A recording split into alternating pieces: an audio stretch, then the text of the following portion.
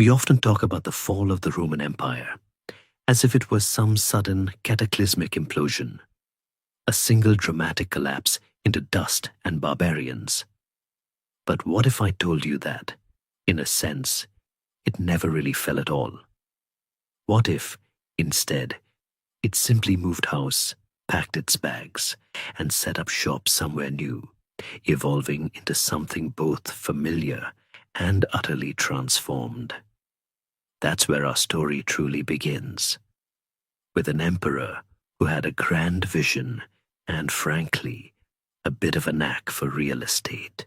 We're talking about Constantine the Great, a man whose decision to build a new capital city fundamentally rewrote the map of antiquity, and in doing so, laid the very first brick of what would become the magnificent, complex, and often misunderstood Byzantine Empire. Imagine, if you will, the sheer audacity of it, abandoning the venerable, if somewhat crumbling glory of Rome for a fresh start. A virgin landscape chosen for its strategic brilliance, where Europe met Asia, where trade winds whispered secrets from distant lands, and where a new Christian faith could truly flourish, free from the lingering pagan shadows of the old gods. This wasn't just a practical move. It was a profound statement, a declaration that the future of the Roman world lay not in its ancient heart, but in a vibrant, strategically superior location, a place destined to become the unparalleled nexus of power, wealth, and culture for 1,000 years. So, before you get comfortable, take a moment to like the video and subscribe. But only if you genuinely enjoy what I do here. Constantine, a pragmatic visionary, wasn't just looking for a nice view. He was eyeing a choke point, a natural fortress. He settled upon the ancient Greek city of Byzantium, perched majestically on the Bosphorus Strait. You see, this narrow waterway was, and still is, the only maritime link between the Black Sea and the Mediterranean, making it an economic goldmine and an easily defensible position. It was almost as if Mother Nature herself had designed it to be an imperial capital.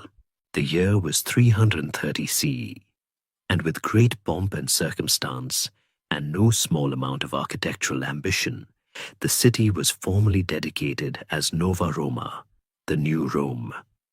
Though, as often happens with nicknames, the populace had a more personal preference, quickly dubbing it Constantinople, the city of Constantine. It had 7 hills, just like the original Rome, and Constantine spared no expense in adorning it with forums, baths, a massive hippodrome for chariot races, because what's an empire without its entertainment? And, crucially, churches.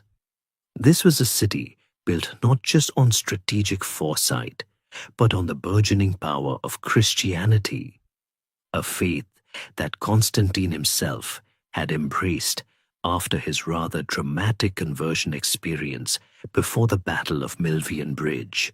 Historians still argue whether Constantine's conversion was a genuine spiritual awakening or a shrewd political calculation, given the growing number of Christians in the empire.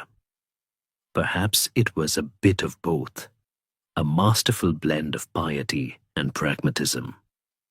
Either way, this imperial embrace fundamentally shifted the religious landscape of the empire, setting the stage for Christianity to become the dominant force it is today. And just like any good contractor, Constantine made sure his new city had all the mod cons, even if the mod cons of the 4th century involved elaborate aqueducts and grand basilicas rather than Wi-Fi and smart homes. Imagine the sheer logistical nightmare of building such a city from scratch, shipping in marble, statues, and skilled artisans from across the vast Roman world. It was an undertaking that would make modern urban planners weep into their blueprints, yet it was accomplished with remarkable speed and an almost dizzying level of grandeur. This wasn't just a city, it was a statement, a declaration that the Roman Empire was not just surviving, but actively reinventing itself, a phoenix rising from the ashes of its own increasingly unwieldy past, spreading its new Christianized wings over the East. And so Constantinople, a city born of ambition and strategic genius, began its long, illustrious, and often turbulent journey as the beating heart of an empire that would, for centuries, be the envy, the beacon, and occasionally the bane of the known world. So we've laid the cornerstone of Constantinople, a gleaming new capital firmly rooted in a changing world. But a city, as grand as it was, isn't an empire on its own. It needed more than just impressive architecture. It needed a soul, a purpose, and a guiding hand. And that, dear listener, brings us back to Constantine himself, because his legacy wasn't just about bricks and mortar. It was profoundly about Christianity and the way it permeated every layer of this nascent Eastern Roman state. Remember how we hinted that his conversion wasn't just a personal journey? Well, it absolutely wasn't. It was an imperial endorsement that reverberated through the centuries, transforming a once persecuted fringe religion into the very fabric of state and society. Imagine the sheer cultural whiplash for citizens who, for generations, had seen emperors as divine figures, part of a pantheon of gods. Now the emperor bowed before a single, invisible deity and expected his subjects to follow suit. This wasn't a slow, gentle shift. It was a revolution, albeit one that played out over decades, sometimes violently. Constantine's actions in promoting Christianity were multifaceted and strategic. He showered the church with imperial patronage, funding the construction of magnificent basilicas, like the original Hagia Sophia in Constantinople or the Church of the Holy Sepulchre in Jerusalem. He granted clergy special privileges, exempting them from certain taxes and civic duties, which, as you can imagine, made being a priest a rather appealing career path for some. It's almost as if he created an early form of clerical benefits package, long before HR departments were even a twinkle in a bureaucrat's eye. More importantly, he used his imperial authority to intervene in theological disputes, believing that religious unity was crucial for political stability. This is where things get really interesting and occasionally a bit messy. The early Christian church was anything but monolithic. It was a vibrant, often fractious collection of differing interpretations and regional variations. The most pressing issue during Constantine's time was the Arian controversy, a fierce debate over the nature of Christ. Was Jesus co-eternal with God the Father, or was he a created being subordinate to God? This wasn't just theological hair-splitting. It had profound implications for salvation and the very essence of Christian belief. To resolve this escalating crisis, Constantine convened the Council of Nicaea in 325 CE. Think of it as the first major international church conference, complete with all the drama, strong personalities, and probably too much catering that you'd expect. Bishops from across the empire gathered, some still bearing the scars of past persecutions, to hash out the doctrinal issues. Constantine, though not a baptized Christian himself at this point, he waited until his deathbed, a common practice then, perhaps, to wash away a lifetime of imperial sins in one go, presided over the council. His presence underscored the unprecedented role the emperor now played in ecclesiastical affairs, a tradition that would become a defining characteristic of the Byzantine Empire, Caesaropapism, where the emperor held significant authority over both temporal and spiritual matters.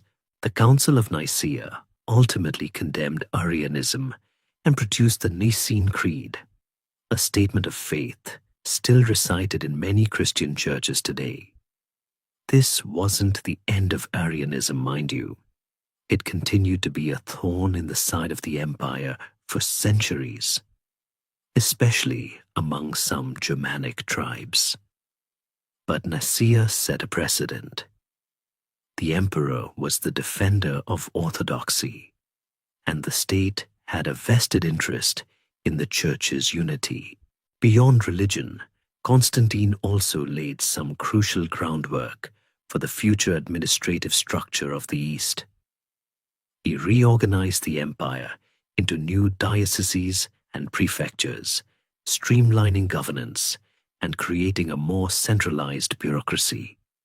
This was a critical step in differentiating the East from the West, as the western half of the empire would increasingly fragment under barbarian pressures. His economic policies, including the introduction of a stable gold coin, the solidus, which would remain the standard for centuries, a true testament to its reliability.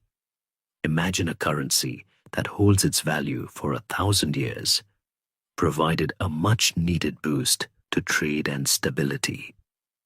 These were not minor tweaks. They were systemic changes that fostered a distinct Eastern Roman identity, one that was increasingly Greek in language and culture, even as it clung fiercely to its Roman heritage. Historians still argue whether Constantine's institutional reforms, more than his religious policies, were the true bedrock upon which Byzantium was built, creating a durable administrative skeleton that could withstand the coming storms. So, while the Western Empire slowly spiraled into decline, beset by economic woes, internal strife, and relentless barbarian incursions, Constantinople, under Constantine's guiding hand, was flourishing. It became a magnet for talent, wealth, and innovation. The old Roman aristocracy might have sniffed at this new Rome, but the power, the money, and the future were undeniably shifting eastward. It was like watching a once dominant tech company slowly fade, while a nimble startup, built on new ideas and strategic locations, began to truly take off. Constantine wasn't just building a city, he was cultivating an entirely new imperial ethos, one that saw itself as the legitimate, continuous heir of Rome, yet was distinctively Christian and increasingly Hellenized. This dual identity, Roman and Christian, would be a defining tension and strength of the Byzantine Empire for its entire existence, a constant interplay between ancient tradition and new beliefs. And it all started with one man's vision, a very big city and a divine intervention, or perhaps a very clever political play, with Constantinople firmly established as the shining new capital and Christianity steadily woven into the very fabric of the empire. The stage was set for the next act in our enduring Roman drama. Constantine's passing in 337 CE, after a truly transformative reign, ushered in a period of complex transitions, familial squabbles, and the slow, inexorable process of the Roman Empire truly splitting into two distinct entities, one heading for a rather dramatic fall, and the other, our beloved Byzantium, settling in for a millennium-long marathon. This brings us to the Theodosian dynasty, a line of emperors who, in their own ways, solidified the legal and religious frameworks of the Eastern Roman Empire, even as they grappled with the increasingly desperate situation in the West. It was a time of consolidation, of drawing firmer lines in the imperial sand, both literally and figuratively, as the concept of a permanently divided empire became less a temporary administrative arrangement and more a fundamental reality. Imagine for a moment the vastness of the Roman Empire at this point. It stretched from the misty shores of Britain to the scorching deserts of Syria, an administrative nightmare even on a good day. Constantine had experimented with co-emperors, and after his death, his sons inherited the throne, carving up the empire amongst themselves. This wasn't unprecedented. Diocletian had tried a similar system with his tetrarchy, but what began as a pragmatic solution to govern an unwieldy territory gradually hardened into a permanent schism.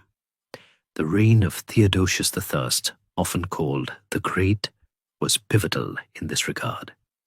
He was the last emperor to rule over a truly unified Roman Empire, however briefly.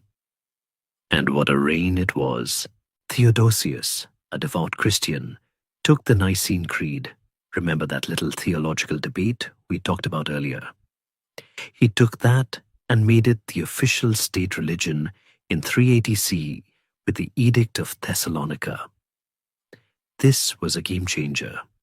Suddenly, paganism, which had merely been sidelined by Constantine, was actively suppressed. Temples were closed, cults were outlawed, and adherence to Orthodox Christianity became a civic duty. It was like going from a casual suggestion to a mandatory company policy, complete with consequences for non-compliance. Historians still argue whether Theodosius's zeal was a genuine reflection of his deep personal faith or a shrewd political move to rally the empire around a single, unifying ideology, particularly as barbarian pressures mounted. Perhaps, like Constantine, it was a skillful blend of both. Theodosius's fervent Christianity didn't just impact religious policy. It often led to fascinating, sometimes tense, interactions with powerful church figures. Think of his dramatic public penance at the insistence of Bishop Ambrose of Milan after the massacre at Thessalonica. This wasn't just a private confession. It was an emperor, the most powerful man in the world, humbling himself before a bishop. It was a stark visual representation of the growing moral authority of the Church, a relationship that would define the Byzantine state.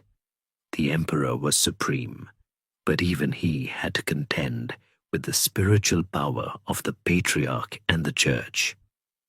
This was a subtle but profound difference from the pagan Roman emperors, who were themselves considered divine. Upon Theodosius's death in 395 CE, the empire was formally and permanently divided between his two sons, Arcadius in the east, ruling from Constantinople, and Honorius in the west, ruling from Ravenna. Rome itself was becoming less and less a practical capital. This year, 395 CE, is often cited as the de facto birth date of the Byzantine Empire as a truly separate political entity. From this point forward, the two halves would pursue increasingly divergent paths. While the Western Empire staggered under the weight of migrating Germanic tribes, Visigoths sacking Rome in 410 CE, Vandals doing the same in 455 CE.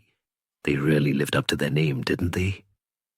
The East, with its robust economy, formidable walls of Constantinople, and a more centralized administration, proved remarkably resilient. It's almost as if the East had invested in better home security, while the West left its doors unlocked. Theodosius II, Arcadius's son, continued to shape the Eastern Empire. His reign, 408–450 CE, saw the construction of the formidable Theodosian walls of Constantinople, a truly impressive feat of engineering that would protect the city for over 1,000 years. These triple layers of walls, interspersed with towers and moats, made Constantinople virtually impregnable to direct assault, a fact that would prove crucial time and time again against Avars, Arabs, and Bulgarians. It was the ultimate do not disturb sign for invaders. These walls weren't just defensive structures. They were symbols of Byzantine permanence and strength, a physical manifestation of their claim to be the true inheritors of Rome's power. Furthermore, Theodosius II was responsible for the Theodosian Code, a systematic compilation of Roman law issued in 438 CE.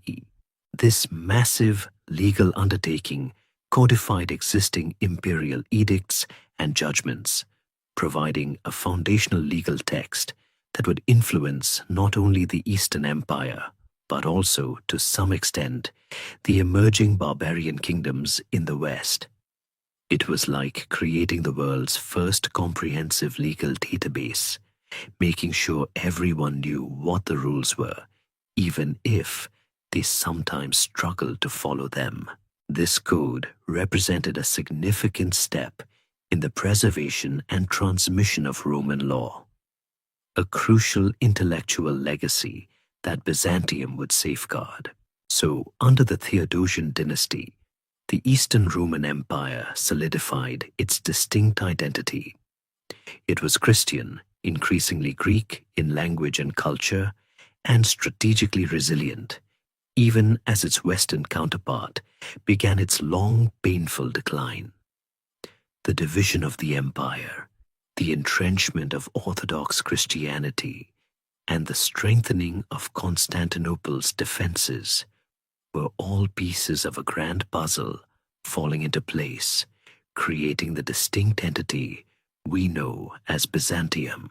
It was a period where the Roman baton was passed, not dropped, but carried forward by new hands in a new direction, a direction that would allow this Eastern fragment to endure for an astonishing, unparalleled stretch of history, ready to face even greater challenges than the barbarian tribes at its gate. We've now firmly planted our Byzantine feet in Constantinople, protected by the formidable Theodosian walls, with a burgeoning Christian identity and a distinctly Eastern administrative structure taking shape.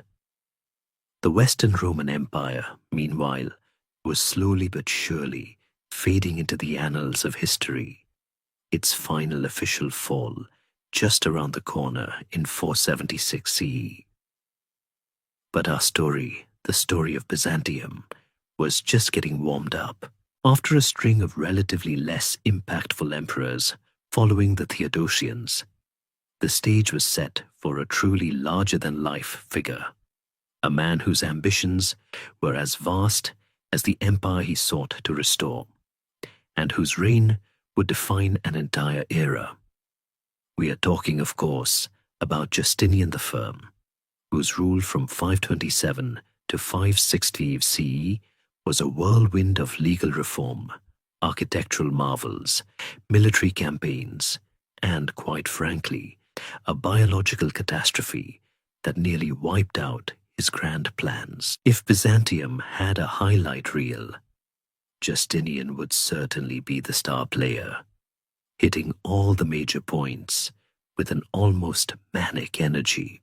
Justinian's greatest and most enduring legacy, the one that still sends shivers of admiration down the spines of legal scholars, is undoubtedly his comprehensive codification of Roman law. Remember the Theodosian Code? That was just the warm-up act. Justinian, with his brilliant legal minister Tribonian, undertook the colossal task of systematically organizing and harmonizing centuries of Roman legal thought, from ancient laws and senatorial decrees to imperial edicts and the writings of jurists. This monumental effort resulted in the Corpus Juris Civilis, or body of civil law. This wasn't just a tidy-up. It was a Herculean feat of legal scholarship, consolidating what had become a bewildering maze of statutes and precedents into a cohesive logical system. It comprised several parts: the Code, a collection of imperial laws; the Digest, a compilation of legal opinions from renowned Roman jurists; the Institutes, a textbook for law students, because even back then you needed a crash course; and later, the Novellae, new laws issued by Justinian himself. This legal magnum opus profoundly influenced the legal systems of countless nations, forming the basis of civil law traditions across Europe and beyond.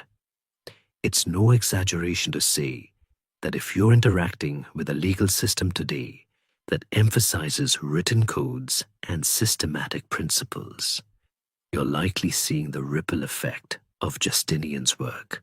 Historians still argue whether the Corpus Juris Civilis was primarily a backward-looking attempt to preserve classical Roman law, or a forward-thinking innovation that adapted it for a new era.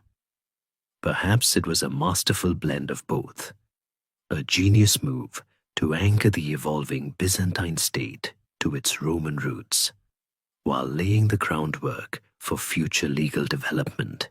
But Justinian wasn't just a legal eagle. He was a builder, a patron of the arts, and a man with a serious eye for grandeur. His most iconic architectural achievement, and truly one of the wonders of the world, is the Hagia Sophia, meaning Holy Wisdom, in Constantinople. After the previous church on the site was destroyed during the devastating Nika riots in 532 CE, a surprisingly violent outburst by chariot racing factions, which nearly cost Justinian his throne. Turns out sports fans were just as passionate and dangerous back then as they are now.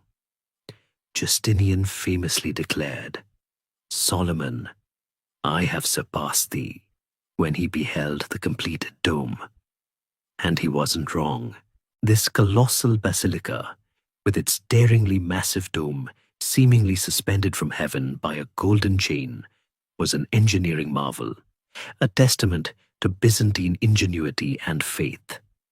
It was designed to awe, to inspire, and to convey the boundless power of both God and the emperor.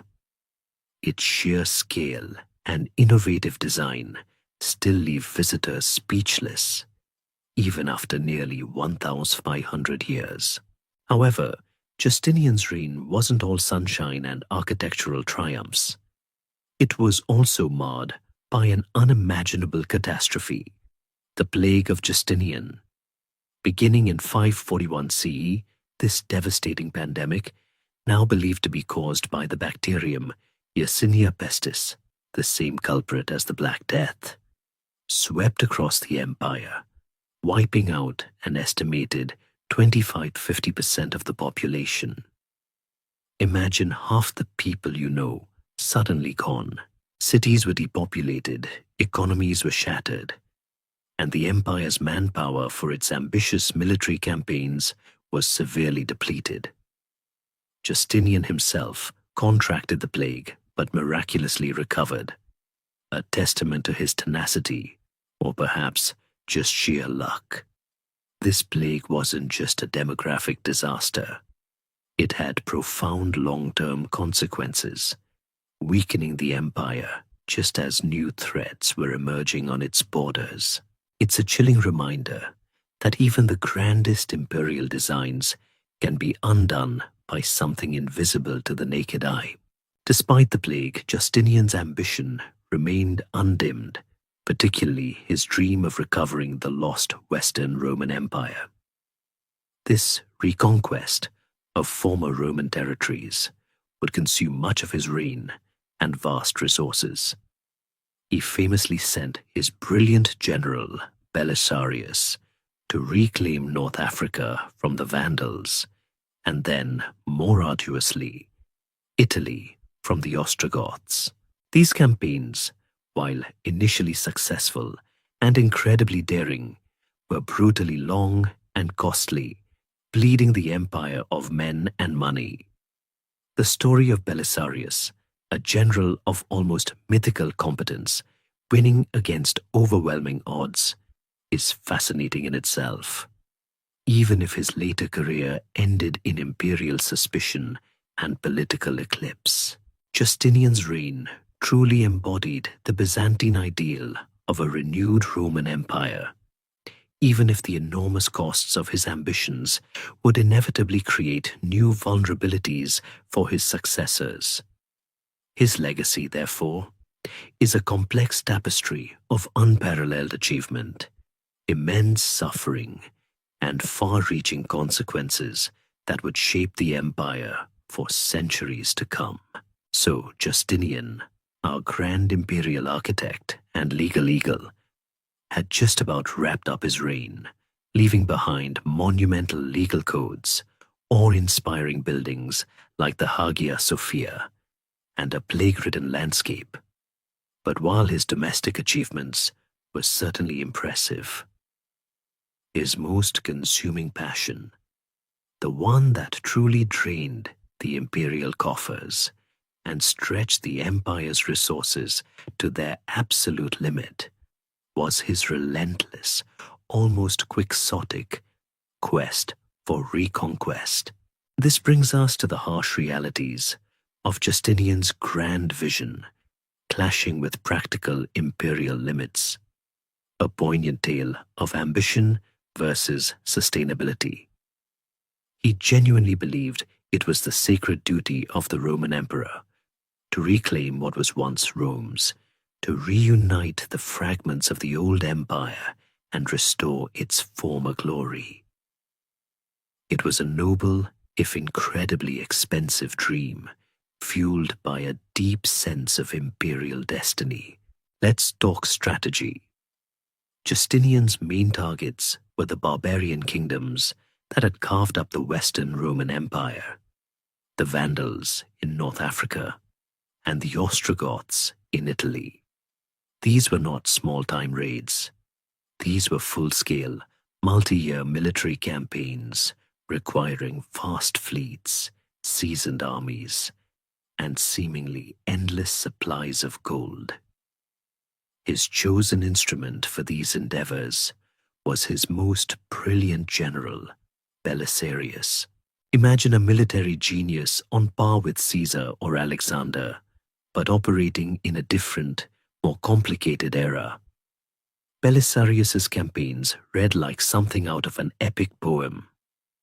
In 533 CE, with a surprisingly small force, he utterly crushed the Vandal kingdom in North Africa in a swift, decisive campaign, reclaiming the wealthy grain provinces for the empire. It was an astonishing victory, a tactical masterpiece that sent shockwaves through the barbarian world. The ease with which he achieved it probably gave Justinian a false sense of security about the rest of his grand plan. However, the reconquest of Italy from the Ostrogoths was a far, far different beast. This wasn't a quick knockout. It was a grueling, brutal, almost 20-year-long war that devastated the Italian peninsula. Starting in 535 CE, the Gothic Wars were characterized by sieges, betrayals, pitched battles, and immense suffering for the civilian population. Cities like Rome changed hands multiple times, their ancient monuments scarred by the fighting. Belisarius, despite his tactical brilliance, often found himself short on troops and resources, constantly pleading with Justinian for reinforcements and funds from a plague-stricken Constantinople.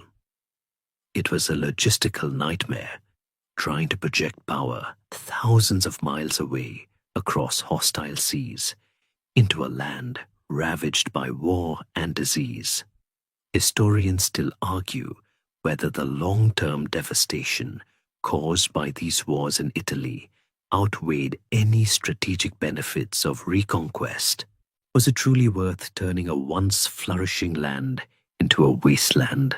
While Belisarius was slogging it out in Italy, another brilliant general, Narses, eventually replaced him and finally brought the Gothic Wars to a conclusion in 554 CE.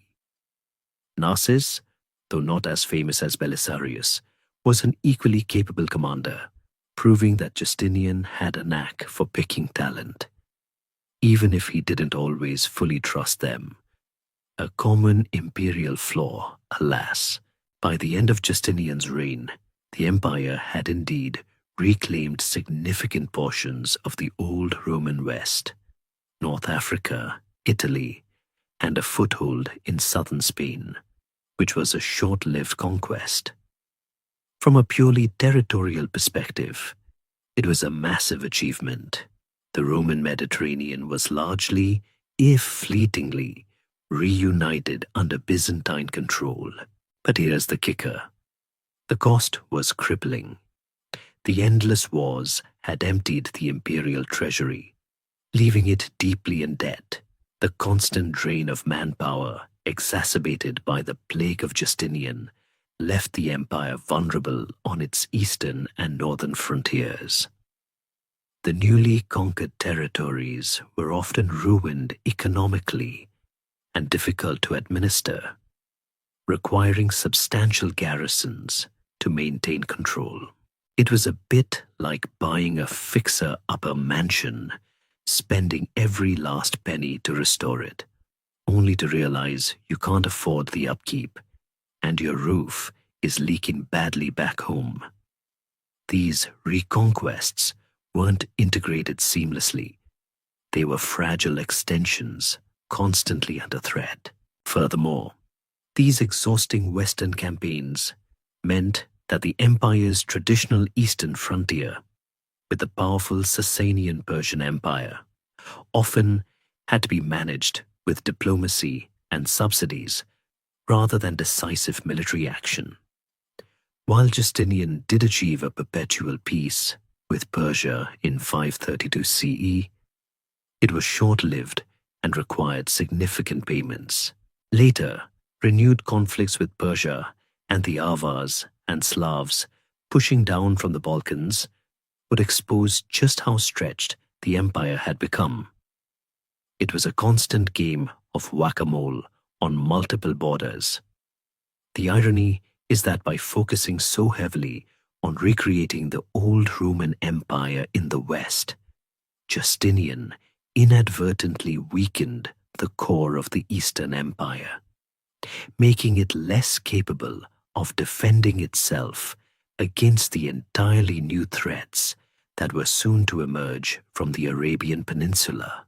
So while Justinian's ambition was truly monumental, his grand reconquests, for all their initial glory, ultimately stretched the Byzantine Empire beyond its sustainable limits. He left his successors an empire that was territorially larger, but financially exhausted, demographically depleted, and facing new formidable challenges on every front. His reign a testament to what an emperor could achieve with sheer will and brilliant subordinates.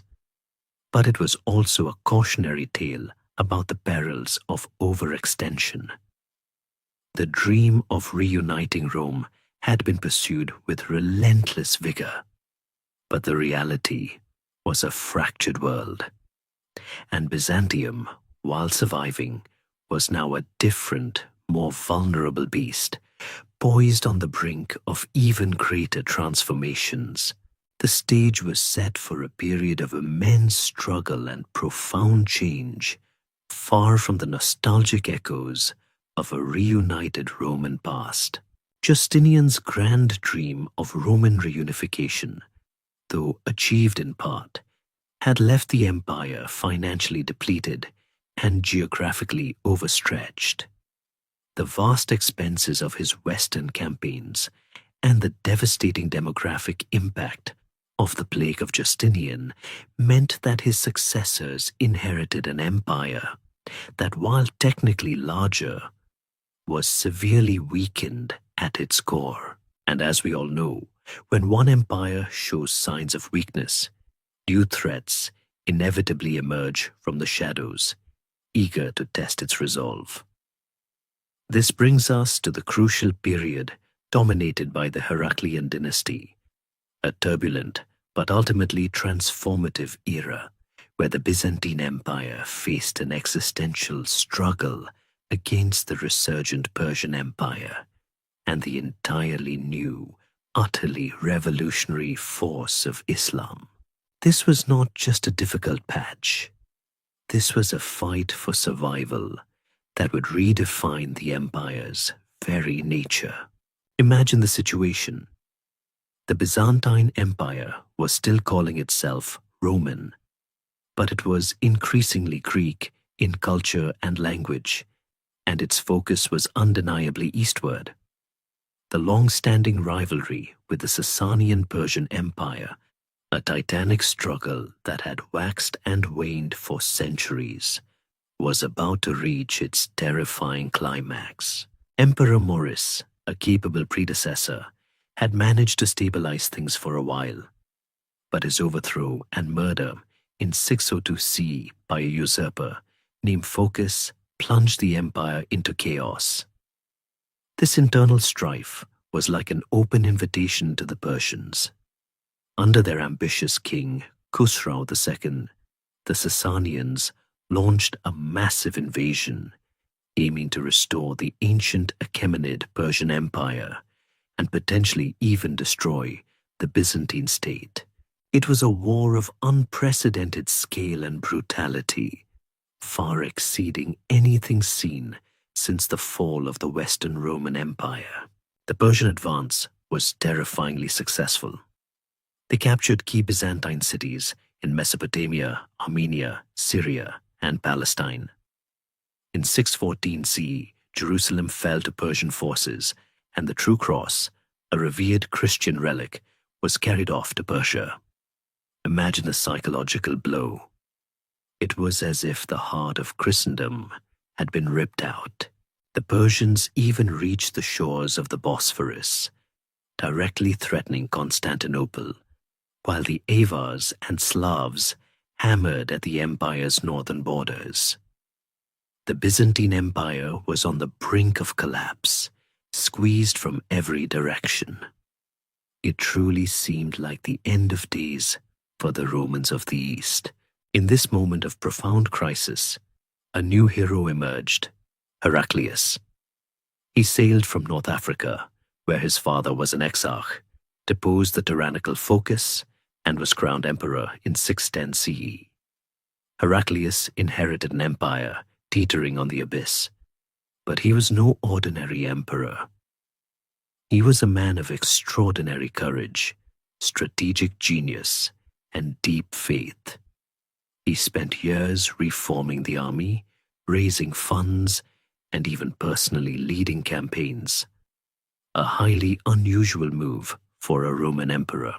He transformed the empire's military structure, implementing the theme system, which organized provinces into military districts, where soldiers were granted land in exchange for hereditary military service. This ingenious system helped to create a self-sustaining local defense force, a crucial innovation for an empire stretched thin. Historians still argue whether the theme system was a deliberate top-down reform or a more organic evolution in response to military pressures, but its effectiveness is beyond doubt. Then, in a series of daring and brilliant counteroffensives between 622 and 628 CE, Heraclius took the fight directly to the Persians, launching deep incursions into their heartland. He systematically defeated Khusraw's armies, culminating in the decisive Battle of Nineveh in 627 CE. It was a stunning reversal of fortune, an almost miraculous victory that brought the Persian Empire to its knees. The Byzantines recovered all lost territories, and the true cross was triumphantly returned to Jerusalem. It seemed like a new golden age was dawning, a testament to Byzantine resilience. The empire had stared into the abyss and pulled itself back. But just as the Byzantines and Persians were utterly exhausted from their epic struggle, something entirely new and unforeseen burst onto the world stage: Islam. From the Arabian Peninsula, united by the teachings of the Prophet Muhammad, highly motivated and militarily effective Arab armies exploded outwards, driven by religious fervor and a desire for expansion. Both Byzantium and Persia, having just bled each other dry, were totally unprepared for this new dynamic force. The speed and scale of the early Muslim conquests were astonishing. Beginning in the 630s, the Arabs swiftly conquered Syria, Palestine, and Egypt, some of the wealthiest and most populous provinces of the Byzantine Empire. Heraclius, the hero who had saved the empire from Persia, found himself unable to stem the tide. The Byzantines suffered devastating defeats at battles like Yarmouk in 636 CE, which effectively sealed the fate of Syria. Egypt, the empire's breadbasket, fell soon after. Within a few decades, Byzantium had lost 2/3 of its territory and most of its vital tax revenues. The Mediterranean, once a Roman lake, was now contested, and naval power became paramount. It was a humbling, shocking blow, coming so soon after their great victory over Persia. This period was truly a pivot point. The empire shrank dramatically, becoming more compact and defensible, centered primarily on Anatolia, modern-day Turkey, the Balkans, and the capital, Constantinople. This dramatic territorial loss forced the empire to adapt, to become more militarized, and to shed some of its remaining Latinate characteristics as it became almost entirely Greek in language and culture. The challenges posed by Persia and the advent of Islam didn't just transform the empire's borders. They forged its very identity, hardening it into a resilient, beleaguered fortress state that would, against all odds, continue to endure. The Arab conquests had dramatically reshaped the Byzantine Empire, shrinking its borders and forcing it to adapt to a new, perpetually hostile geopolitical reality. With vast swathes of its richest territories gone, Byzantium became a more compact, militarized state, constantly on guard against the burgeoning Islamic Caliphate. But as if external threats weren't enough, the empire was about to plunge into one of its most profound and divisive internal struggles, one that would rage for over a century and deeply affect its spiritual and political identity. The iconoclast controversy. This wasn't just a theological debate. It was a socio-political earthquake that split the empire down the middle, turning neighbor against neighbor and even emperor against pope. Imagine, if you will, an argument so fierce that it leads to widespread destruction of art, excommunication, and even civil strife, all centered around whether it was acceptable to venerate religious images. Sounds a bit extreme for a picture, doesn't it? The controversy, which roughly spanned from 726 to 843 CE, centered on the use and veneration of icons, painted images of Christ, the Virgin Mary, and saints. For centuries, these icons had been an integral part of Byzantine religious life. They were seen as windows to the divine, aids to prayer, and expressions of faith. People knelt before them, kissed them, and believed they could perform miracles. They were, in essence, a very tangible connection to the spiritual realm. However, a growing movement, influenced perhaps by interactions with Islam, which strictly forbade idolatry, and certain Old Testament prescriptions against graven images, began to argue that venerating icons was akin to idolatry, a violation of the second commandment. This was not a subtle nuance. It was a direct challenge to deeply ingrained religious practices. The first major phase of iconoclasm was initiated by Emperor Leo III, the Isaurian, in 726 CE. Leo was a strong military man, credited with successfully defending Constantinople against a massive Arab siege in 717-718 CE, and he believed that the empire's recent military setbacks and natural disasters were a sign of divine displeasure brought on by the sin of icon worship. He began issuing edicts against the veneration of icons, ordering their removal and even destruction. Imagine the shock and outrage. For many, particularly the monks and ordinary people, this was an attack on their faith, their traditions, and their spiritual comfort. It was like suddenly being told your most cherished family photos were actually evil. The opposition was fierce. Monasteries, which were major producers and custodians of icons, became hotbeds of resistance. Famous figures like St. John of Damascus, writing from outside Byzantine territory, eloquently defended the use of icons, arguing that since Christ, the invisible God, had taken on visible human form, it was permissible to depict him.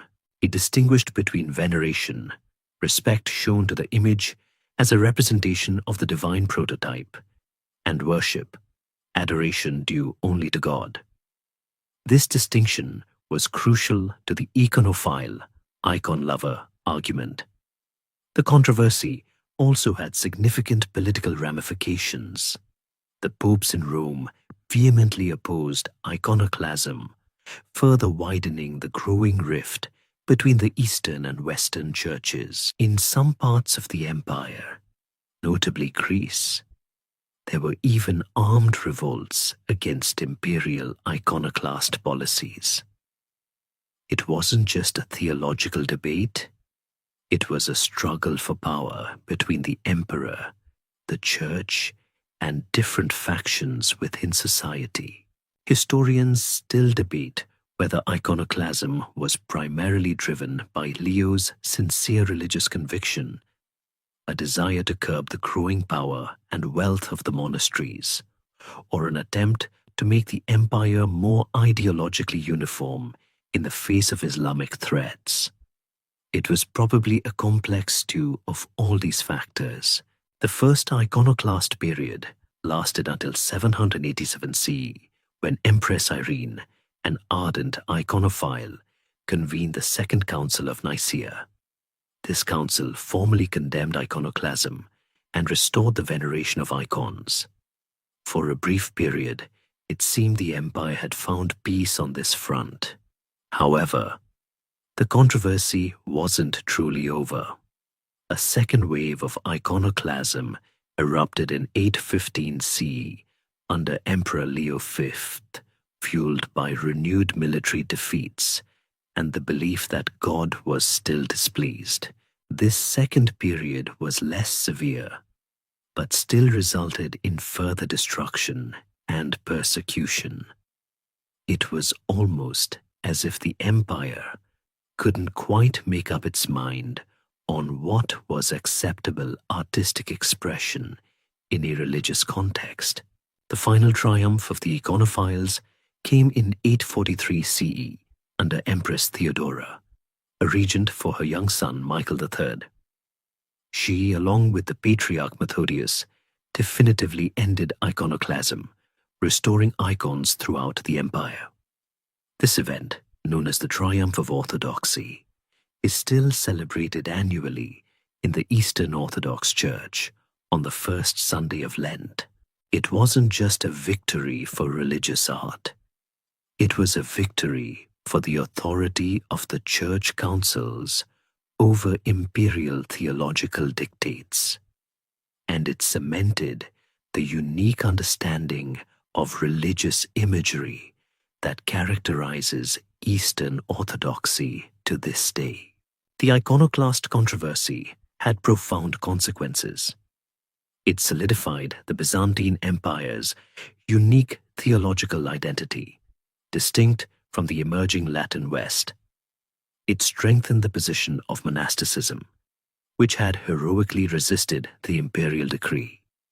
It also, tragically, led to the destruction of countless irreplaceable works of early Byzantine art, making what survived even more precious. But most importantly, it served as a brutal, protracted internal struggle that, while painful, ultimately helped forge a more unified religious and cultural identity for the empire as it emerged from the shadow of the Arab conquests, ready for a new phase of its long and often tumultuous history. With the tumultuous iconoclast controversy finally settled in favor of the icons, and the empire, though smaller, having successfully fended off existential threats from the Arabs and forged a more distinct identity, Byzantium was poised for remarkable resurgence. The storm had passed, leaving behind a more refined, more resilient state. This brings us to a golden age, a period of renewed military strength, administrative stability, and a flourishing of arts and letters that would echo the glories of earlier Roman times. The rise of the Macedonian dynasty. This wasn't just a new line of emperors. It was a revitalizing force that propelled the Byzantine Empire back onto the world stage as a dominant power, marking a true zenith in its long history. The dynasty officially began with Basil I, who came to power in 867 CE, ironically, through a rather unsavory act of regicide. He assassinated his benefactor, Emperor Michael III. Not exactly a fairy tale start, is it? But despite his humble, somewhat murky origins, he was allegedly of Armenian peasant stock, though he claimed Macedonian ancestry, hence the dynasty's name. Basil proved to be an exceptionally capable ruler. He was a reformer, a legislator, and a surprisingly effective military commander. He cleaned up the bureaucracy, stabilized the empire's finances, and even initiated new legal reforms, building upon Justinian's legacy. It was as if the empire had finally gotten its second wind after centuries of struggle. And Basil was the one jogging them along. Under Basil and his successors, the empire entered a period of military expansion, often referred to as the Byzantine Reconquista. The main targets were the Arabs, who had, for centuries, been a constant thorn in Byzantium's side, raiding its coasts and holding vast former Roman territories. The Byzantines launched sustained campaigns to reclaim land in Anatolia, Syria, and even parts of Sicily and southern Italy. They developed new military tactics and technologies, including the formidable Greek fire, a mysterious incendiary weapon that could burn on water, striking terror into the hearts of enemy fleets. Imagine being on an enemy ship and seeing liquid flame being sprayed onto your deck, refusing to be extinguished by water. It was the ancient world's equivalent of a superweapon, and the Byzantines guarded its secret formula with extreme jealousy. The emperors of this dynasty were, by and large, a remarkable group. Leo VI the Wise, 86-912 CE, though more intellectual than martial, continued legal reforms and oversaw a cultural revival. His collection of laws, the Basilica, was an enormous undertaking, further streamlining and updating the Corpus Juris Civilis. Then came military strongmen like Romanos I Lecapenus, who was co-emperor but the power behind the throne, and most notably Nikephoros II Phocas, 963-969 CE, and John the Firm Tzimiskis, 969-976 CE. These two, in particular, were brilliant generals who led the Byzantine armies to stunning victories, pushing the imperial borders deep into Syria, reclaiming Antioch, and even reaching the Euphrates. The empire's prestige soared.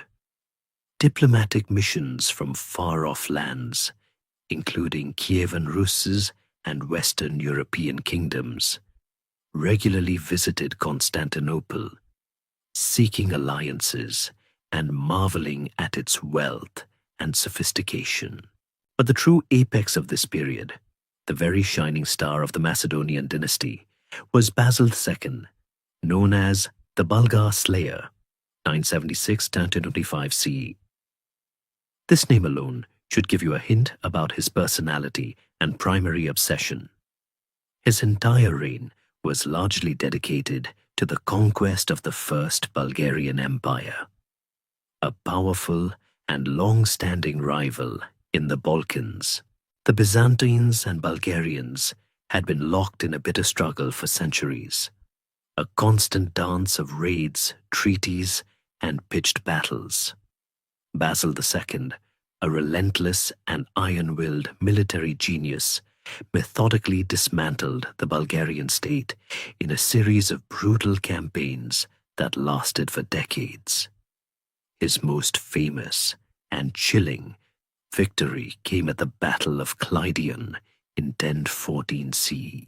After this decisive Byzantine triumph, Basil reportedly ordered the blinding of 14,000 captured Bulgarian soldiers, leaving one in every 100 with a single eye to guide the others home. This act, while horrifying by modern standards, was intended as a psychological blow so severe that it would break Bulgarian resistance once and for all. And it worked. By 1018 CE, the First Bulgarian Empire was completely incorporated into the Byzantine Empire. Basil II's reign wasn't just about military might. He was also a shrewd administrator, carefully managing the empire's finances and accumulating a massive surplus.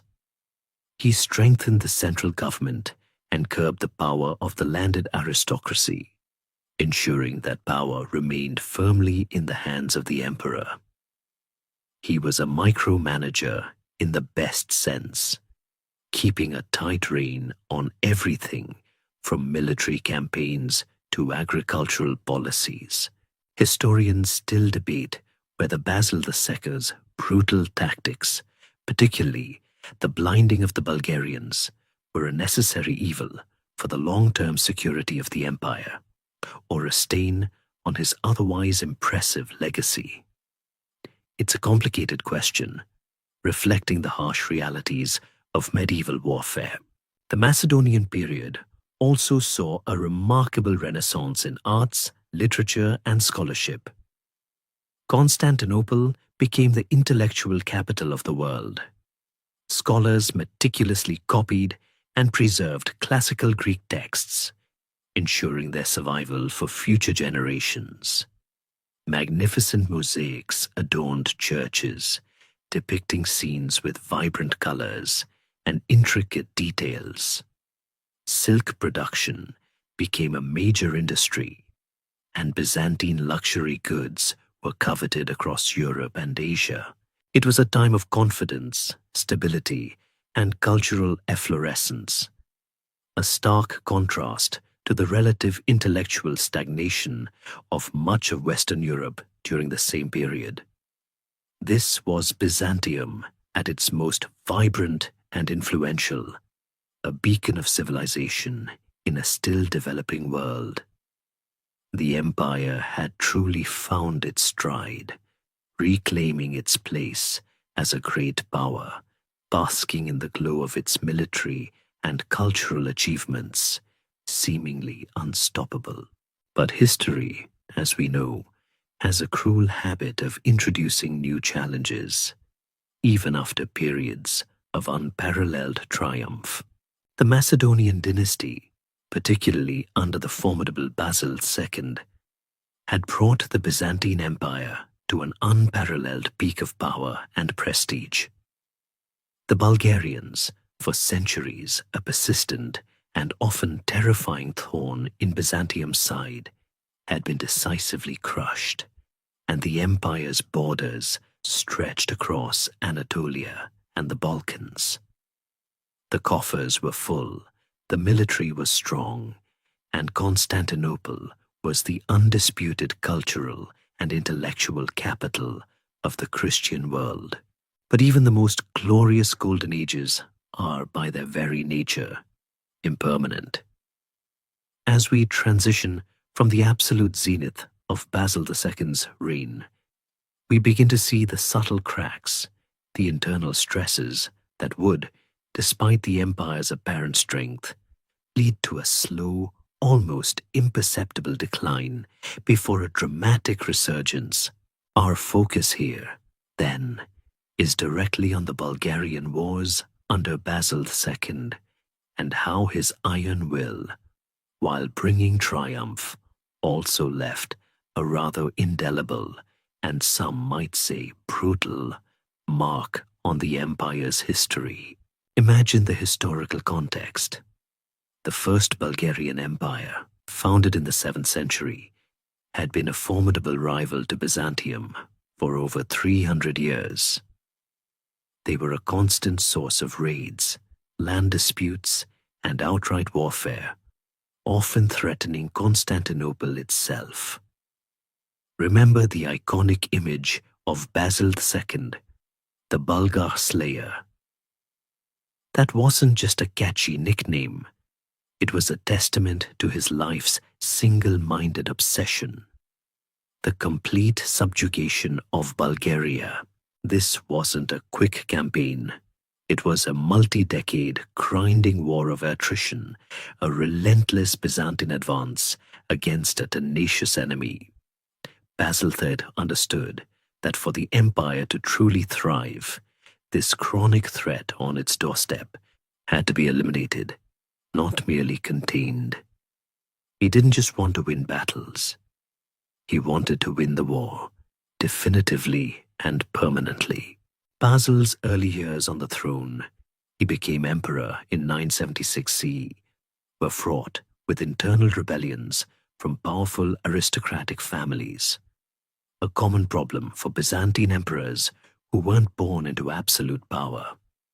But once he had consolidated his grip on the throne, often with ruthless efficiency, his gaze turned almost entirely westward, to the Balkans, and to his nemesis, Tsar Samuel of Bulgaria. Samuel was no pushover. He was a cunning and effective leader who had rebuilt Bulgarian strength and expanded its territory, even reaching deep into Byzantine Greece. This was a personal, as well as an imperial grudge match, a clash of titans for regional supremacy. The war involved numerous sieges, skirmishes, and pitched battles. Basil II meticulously planned his campaigns, often personally leading his armies into the field, enduring harsh conditions alongside his soldiers. A stark contrast to some earlier, more sedentary emperors. He would spend years campaigning in the Balkans, building fortresses, and gradually grinding down Bulgarian resistance. It was a strategy of methodical destruction, slowly strangling the Bulgarian state through continuous pressure. He understood logistics and supply lines better than many of his adversaries, ensuring his armies were well fed and equipped, even in difficult terrain. It was a masterclass in sustained military pressure. The decisive moment came in 1014 CE at the Battle of Clydion, sometimes called the Battle of Belisitsa Pass. Basil II's forces managed to encircle the main Bulgarian army in a narrow mountain pass. The victory was total and overwhelming for the Byzantines. And this is where the story takes a grim, but historically significant turn. After the battle, Basil II captured some 14,000 to 15,000 Bulgarian soldiers. His order regarding these prisoners earned him his chilling epithet. He commanded that they all be blinded, with the exception of 1/100th of the men, who were left with a single eye to lead their sightless comrades back to Tsar Samuel. Imagine that sight. Thousands of blinded men stumbling home, guided by a handful of their partially sighted peers. It was a calculated act of psychological warfare, designed to utterly break the spirit of the Bulgarian people and their ruler. Tsar Samuel reportedly suffered a stroke and died 2 days after seeing his shattered army return. While undeniably brutal, this act was tragically effective. It completely demoralized the Bulgarians, and within 4 years, by 1018 CE, the First Bulgarian Empire was completely annexed by Byzantium. The empire now stretched from southern Italy to the Caucasus, and from the Danube to Syria. It was, arguably, its greatest territorial extent since the Arab conquests. This wasn't just a victory, it was an absorption. Basil II didn't just defeat Bulgaria, he integrated it into the Byzantine administrative system, initially with a relatively light hand, allowing local elites to retain some power, and wisely not imposing heavy taxes. This shrewd post-war policy helped ensure the conquered territories remained relatively stable, contributing to the empire's renewed strength. Basil II's reign also saw continued pressure on the Eastern Front against the Arabs and a firm hand in dealing with internal aristocratic revolts. His long and effective reign, however, did have one crucial oversight. He failed to secure a clear succession. He was a man who preferred war to marriage, and when he died childless in 1025 CE, the Macedonian dynasty began a slow, inevitable decline, dominated by less competent emperors and increasingly powerful civil bureaucrats and court eunuchs. This internal power struggle, coupled with the erosion of the theme system, that clever military land arrangement we discussed earlier, as local landlords amassed more power, would gradually weaken the empire's military capabilities. Historians still debate whether Basil II's focus on conquest at the expense of a secure dynastic succession ultimately doomed the empire to its later troubles. Did he win the war, but lose the long-term peace for his dynasty? Nevertheless, the legacy of Basil II and his Bulgarian wars was profound. He secured the Balkans for centuries, removing a critical strategic threat and allowing Byzantium to truly dominate southeastern Europe. His reign exemplified Byzantine power at its peak. A highly centralized state, a formidable army, and an emperor with an iron will. It was a moment when Byzantium truly lived up to its claim as the legitimate heir to Rome, a powerhouse of both military might and cultural sophistication. But the wheel of fortune, as it always does, was about to turn, and new, unforeseen challenges were just over the horizon, ready to test the empire's resilience once more. The immense power and stability forged by Basil II, the Bulgar slayer, had unfortunately begun to unravel shortly after his death in 1025 CE.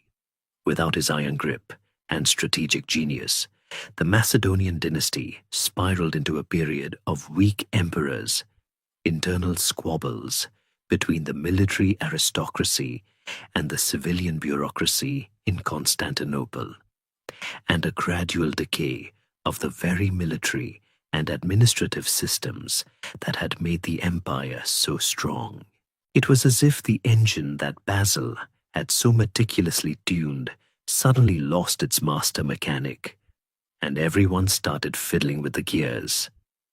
This chaotic period of decline set the stage for a critical juncture in Byzantine history, one that would see the empire facing new, unprecedented threats and eventually require a remarkable family to step up and attempt to arrest the decline.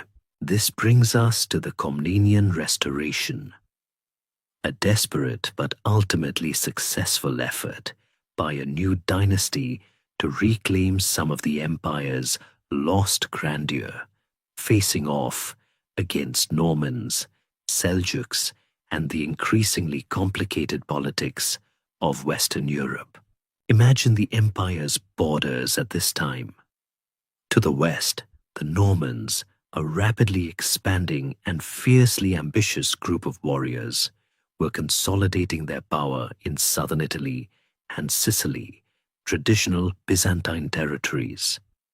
Remember how Justinian had fought so hard to reclaim Italy? Well, now it was being chipped away by these formidable new adversaries, who were not above raiding Byzantine coasts and even threatening Greece.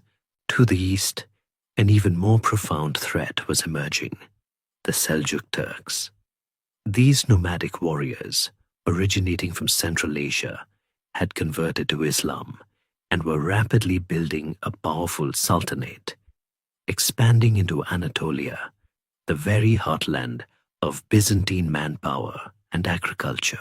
The most catastrophic event of this period of decline, one that sent shockwaves through the empire and irrevocably altered its course, was the Battle of Manzikert in 1071 CE. This wasn't just a defeat, it was a disaster on an epic scale. The Byzantine army, led by Emperor Romanos IV Diogenes, was decisively routed by the Seljuks. Romanos himself was captured, a humiliating first for a Byzantine emperor. While he was eventually released, the immediate aftermath of Manzikert was chaos. The empire lost control over much of Anatolia, which was rapidly overrun by Seljuk Turks. Imagine losing your breadbasket, your recruiting ground, and your strategic depth all at once. It was a wound from which the empire would never fully recover, turning vast, once fertile plains into a new, hostile frontier.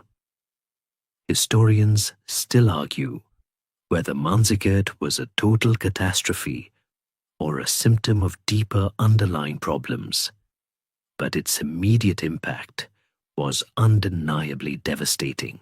Adding to the woes, 1071 CE also saw the final loss of Bari, the last Byzantine stronghold in southern Italy, to the Normans. So, in a single year, the empire lost its key eastern territories and its last toehold in the west. It was like getting punched in the gut and then kicked while you were down. The empire was in desperate straits, plagued by civil wars, mercenary armies, and a hollowed-out treasury. The powerful military aristocracy, long suppressed by Basil II, now vied for power, tearing the empire apart from within. It was into this maelstrom that the Komnenos family rose. Their ascendancy marked a turning point, a desperate attempt to halt the freefall. The first major figure of this new era was Alexios III Komnenos, who seized the throne in 1081 CE. Alexios was a skilled general and a shrewd diplomat, possessed of the kind of pragmatic realism that was sorely needed. He faced an almost impossible task: fighting off the Normans, containing the Seljuks, dealing with nomadic Pechenegs in the Balkans, and managing a shattered economy. It was a juggling act worthy of a circus performer, except the stakes were the survival of an empire. Alexios, through a combination of military victories, clever diplomacy, and sometimes outright bribery, he paid off the Seljuks at times, for instance, began to stabilize the empire. He forged alliances, including a crucial, if problematic, one with Venice, granting them significant trade concessions in exchange for naval support. He rebuilt the army, relying more on loyal family members and foreign mercenaries, rather than the unreliable provincial forces. He also initiated a process of internal consolidation, strengthening the central government and attempting to bring order back to the fragmented administration. He wasn't just patching up holes, he was trying to rebuild the entire foundation. The Komnenian Restoration, therefore, was characterized by a renewed military vigor and a surprising degree of administrative competence. Alexios I, his son John II, Komnenos, known as John the Good, a rare compliment for a Byzantine emperor, perhaps indicating he wasn't prone to the usual imperial ruthlessness, and his grandson Manuel Fern Komnenos, who aimed to restore Byzantine dominance in the Mediterranean and engage with Western powers. All worked tirelessly to regain lost territory and reassert Byzantine authority. They campaigned extensively in Anatolia, pushing back the Seljuks and re-established influence in the Balkans. They also became heavily involved in Western European affairs, particularly through marital alliances with Western royal families aiming to play the Crusader states and European powers off against each other. It was a complex game of international diplomacy, played with a shaky hand but impressive skill. The Komnenoi, particularly Manuel, saw Byzantium as a vital player in the wider European system, engaging with the Holy Roman Emperor, the Pope, and the burgeoning Italian maritime republics. They used their immense wealth and cultural prestige to exert influence, even as their actual military power remained somewhat diminished from its Macedonian peak. They managed to push back the encroaching tide on several fronts, giving the empire another century of life and even a semblance of its former glory. But the effort was immense, and the tactics employed, particularly the increasing reliance on Western mercenaries and the complex diplomatic web with the West, would ultimately sow the seeds for future troubles. They were fighting not just for survival, but for a restoration that, while admirable, proved increasingly difficult to maintain in a rapidly changing world. The Komnenian emperors, particularly Alexios IX, had done a remarkable job of staving off immediate collapse, patching up the gaping wounds left by Manzikert and the Norman onslaught. They had shrewdly used diplomacy, military prowess, and a hefty dose of pragmatism to keep the empire afloat, even managing to recover some lost ground.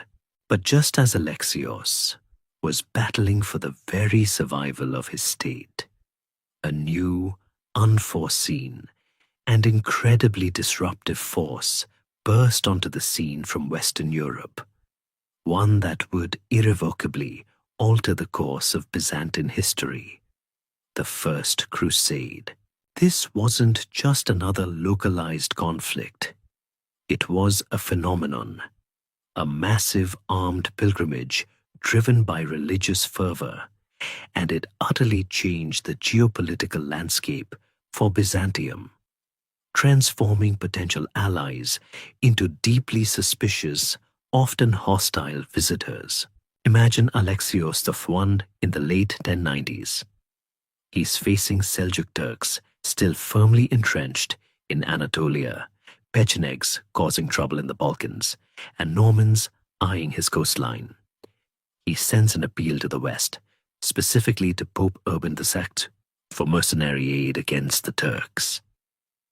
He wanted a few thousand skilled knights, maybe some experienced commanders. What he got instead was a human tidal wave. Pope Urban II, at the Council of Clermont in 1095 CE, brilliantly reframed Alexios's request into a grand holy war to liberate Jerusalem from Muslim control. "God wills it" became the rallying cry, and suddenly tens of thousands of armed pilgrims, knights, peasants, and adventurers from across Western Europe were packing their bags and heading east, completely unprepared for the realities of the journey or the subtle complexities of Byzantine politics. The arrival of the Crusader armies at Constantinople was, to put it mildly, an absolute nightmare for Alexios. Can you imagine?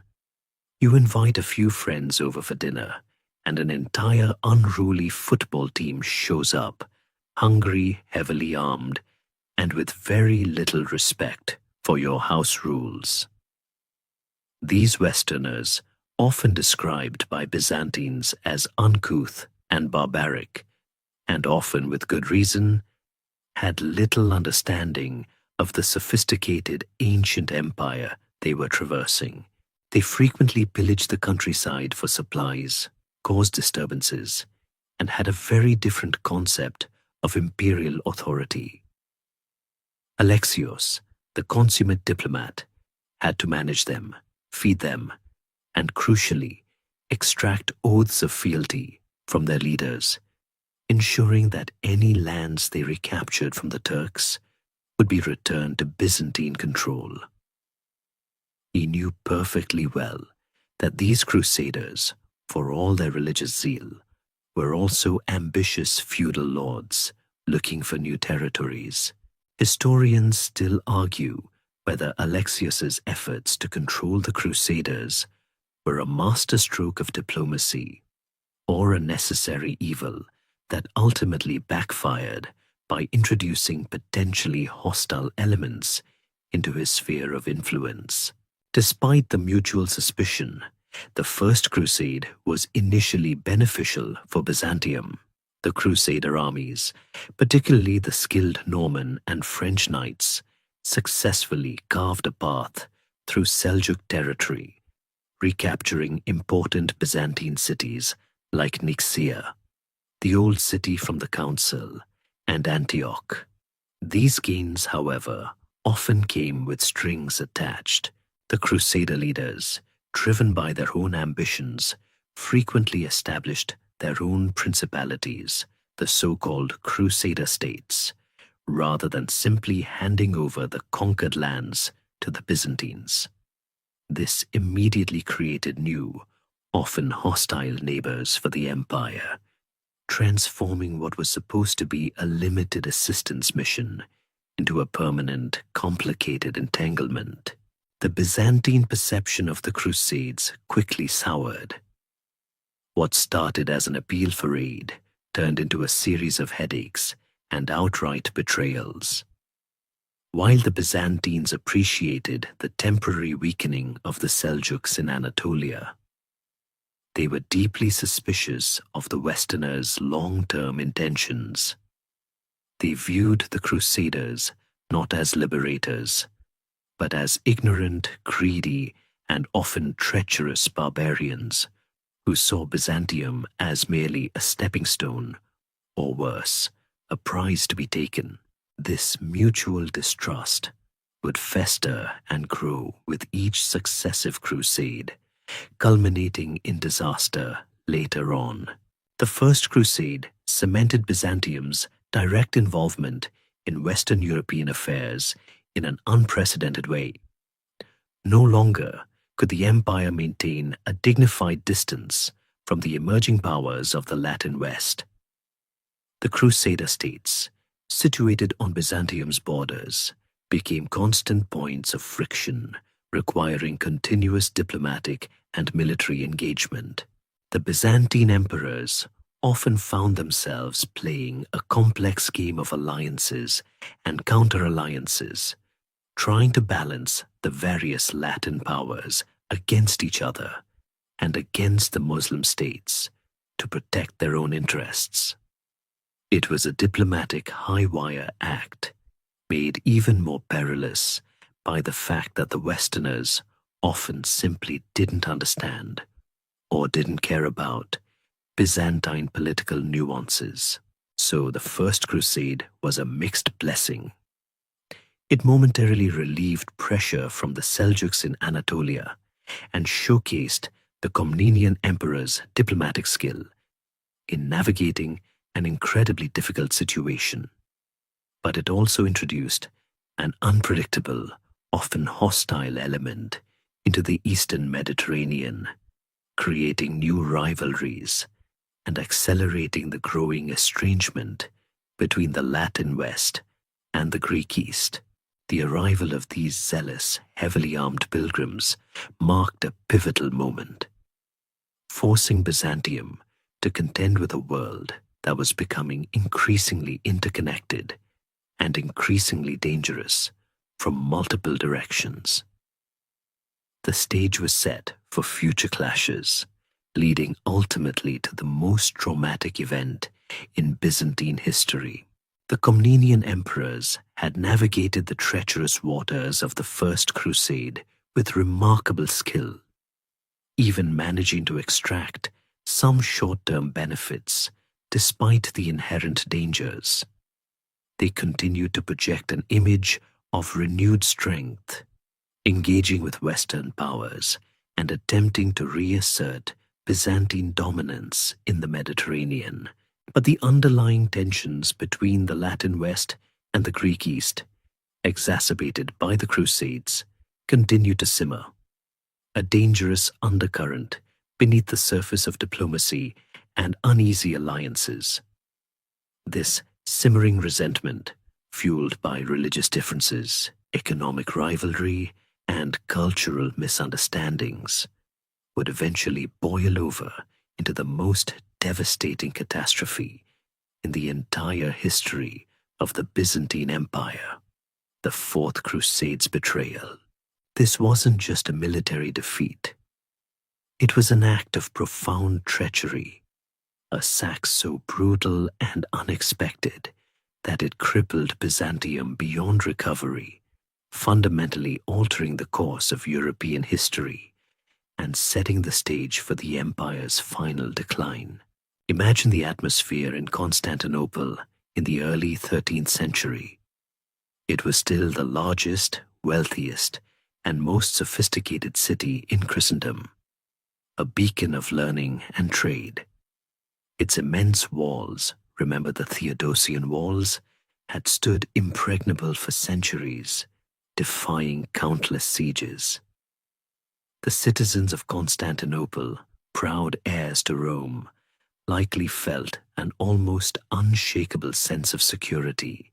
Little did they know that the greatest threat to their city would not come from the traditional enemies in the East, but from those who claimed to be fellow Christians, marching under the banner of the cross.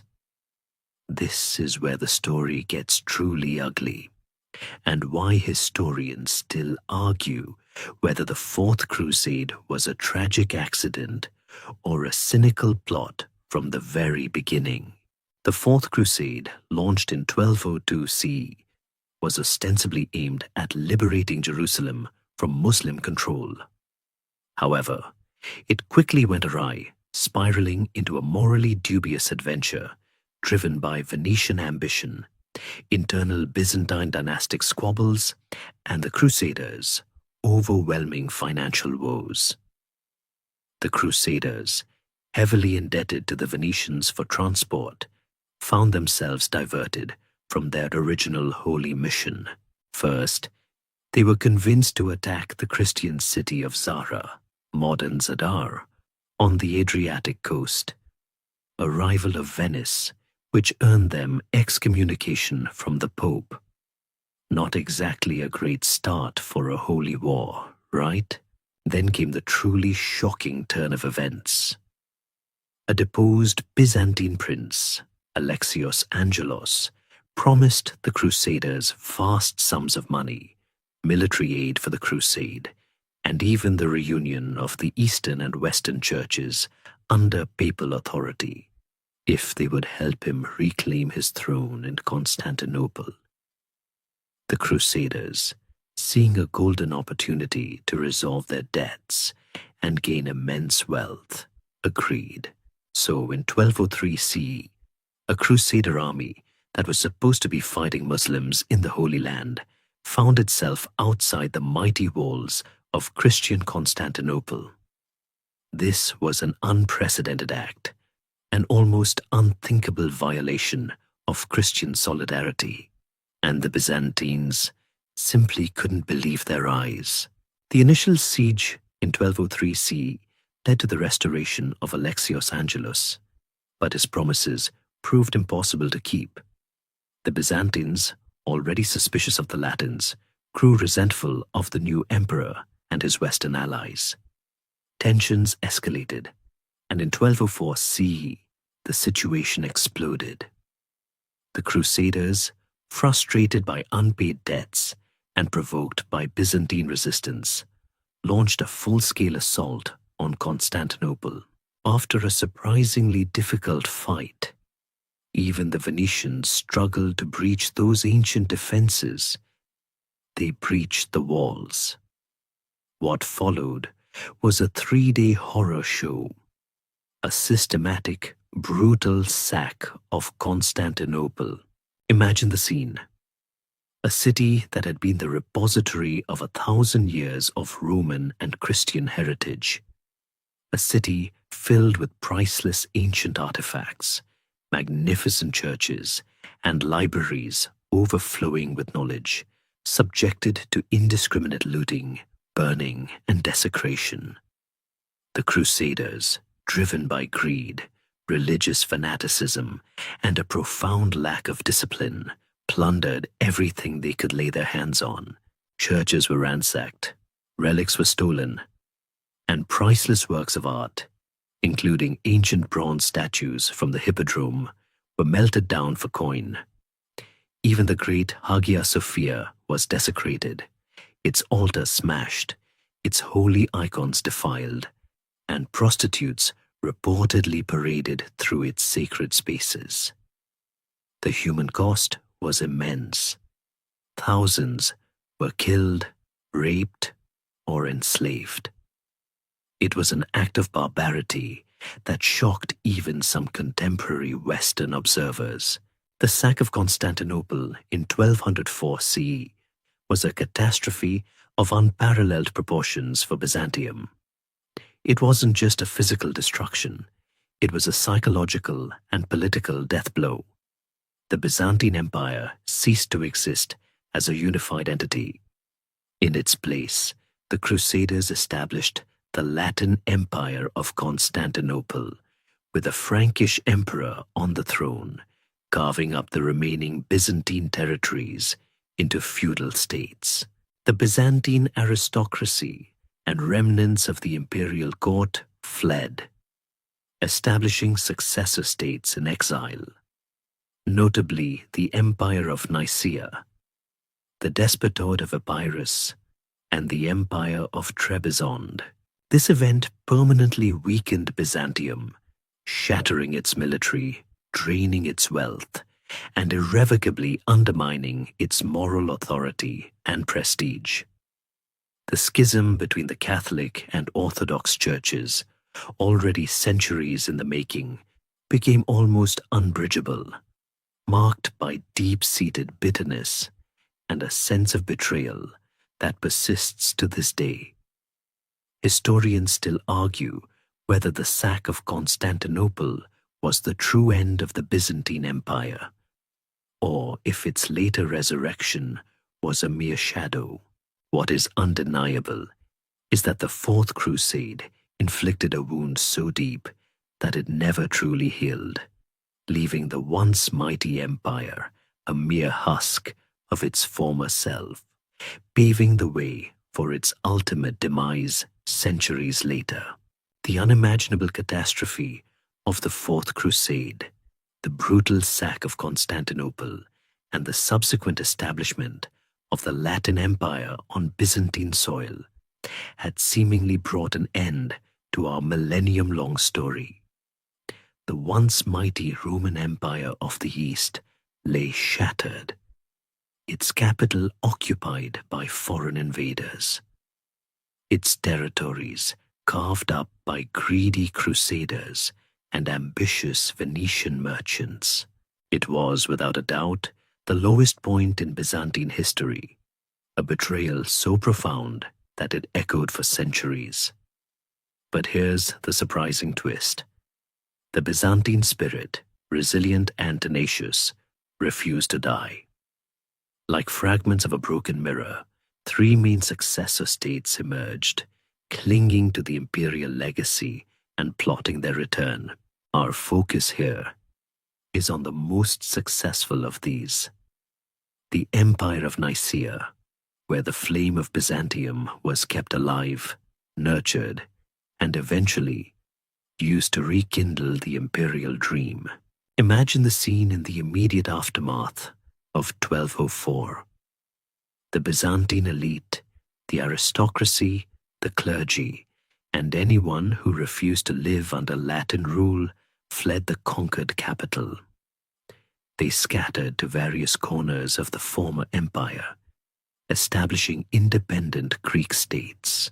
There was the Despotate of Epirus in the west, clinging to the coast of modern-day Albania and Greece, and the Empire of Trebizond, a small independent state on the Black Sea coast, far to the east, which would remarkably survive until 1461, long after Constantinople fell again. But the true inheritor of the imperial mantle, the one with the strongest claim and the most strategic position, was the Empire of Nicaea. This state was founded by Theodore Lascaris, a son-in-law of the last pre-Crusade emperor, Alexios III Angelos. Theodore, a capable and determined leader, managed to consolidate control over a significant portion of Western Anatolia, with his capital at the city of Nicaea. Remember that city from the very first church council. It seems to have a knack for being historically significant. He shrewdly leveraged the support of the local Greek population, who resented the Latin invaders, and capitalized on the disunity among the various Latin feudal lords, who now occupied much of former Byzantine territory. It was a race against time, a scramble for survival against both external Latin enemies and internal Greek rivals. The emperors of Nicaea, though ruling a much reduced territory compared to the old empire, never ceased to see themselves as the legitimate Roman emperors, the true heirs of Constantine and Justinian. They maintained the elaborate court protocols, the intricate bureaucracy, and the deep-seated theological traditions of Constantinople. They were, in every sense, Byzantium in exile, biding their time, preparing for the inevitable return. This wasn't just wishful thinking. It was a carefully constructed political and ideological claim, essential for rallying support among the disheartened Orthodox populations. Historians still debate whether Nicaea's success was primarily due to the exceptional leadership of its early emperors, or the inherent weakness and disunity of the Latin Empire of Constantinople. It was likely a combination of both, a perfect storm for a Byzantine comeback. The Nicene emperors, particularly Theodore III Lascaris and his successor John III Ducas Vatatzes, who ruled from 1222 to 1254, were remarkably effective. John III, in particular, was a true statesman. He was known for his wise administration, his fiscal responsibility, and his military successes. He built up a formidable army, including a significant contingent of Western mercenaries, and skillfully played off his Latin and Bulgarian rivals against each other. He reclaimed territory in the Balkans from Epirus and expanded Nicene control over parts of Thrace. He also understood the importance of economic stability, encouraging agriculture and discouraging reliance on foreign merchants. It was a pragmatic approach to rebuilding an empire from the ground up, proving that even in dire circumstances, astute leadership can make a profound difference. The Nicene period also saw a continuation of Byzantine cultural life, albeit on a smaller scale. Scholars and artists, refugees from Constantinople, found patronage in Nicaea, keeping alive the intellectual traditions of the empire. This continuity of culture, law, and imperial ideology was absolutely crucial. It meant that when the time came to retake the capital, there was a fully functioning, legitimate imperial government ready to step back into the Grand Palace. It wasn't just a dream. It was a meticulously maintained reality, waiting for its moment. The Latin Empire in Constantinople, meanwhile, was, to put it mildly, a bit of a shambles. It was constantly short on funds, plagued by internal disputes among its feudal lords, and struggling to maintain control over a hostile Greek population. The Venetians, who had taken control of vast swathes of Byzantine territory, were more interested in trade than in governing effectively. It was a fragile construct, built on conquest rather than legitimacy, and it began to crumble under the sustained pressure from Nicaea. The stage was set for the eventual reconquest. The Nicaean emperors strategically encircled the Latin Empire, cutting off its supply lines and gradually reclaiming more and more territory. The climax of this remarkable comeback story would arrive with Michael VIII, Palaiologos, who would finally fulfill the dream of generations. But before we get ahead of ourselves, it's important to appreciate the resilience of Nicaea. It wasn't just a place where Byzantines waited. It was a state that actively rebuilt its strength, preserved its identity, and systematically worked towards the restoration of its spiritual and political heart. This period proves that even when the light seems to have gone out, the embers of an empire can still glow, waiting for the right moment to ignite once more. The Empire of Nicaea, against all odds, had transformed itself from a mere refuge into a formidable power, meticulously rebuilding its military and economic strength, and patiently encircling the shaky Latin Empire in Constantinople. The flame of Byzantium, carefully nurtured in exile, was now burning brightly, ready to illuminate its ancient capital once more. This brings us to the pivotal moment of restoration.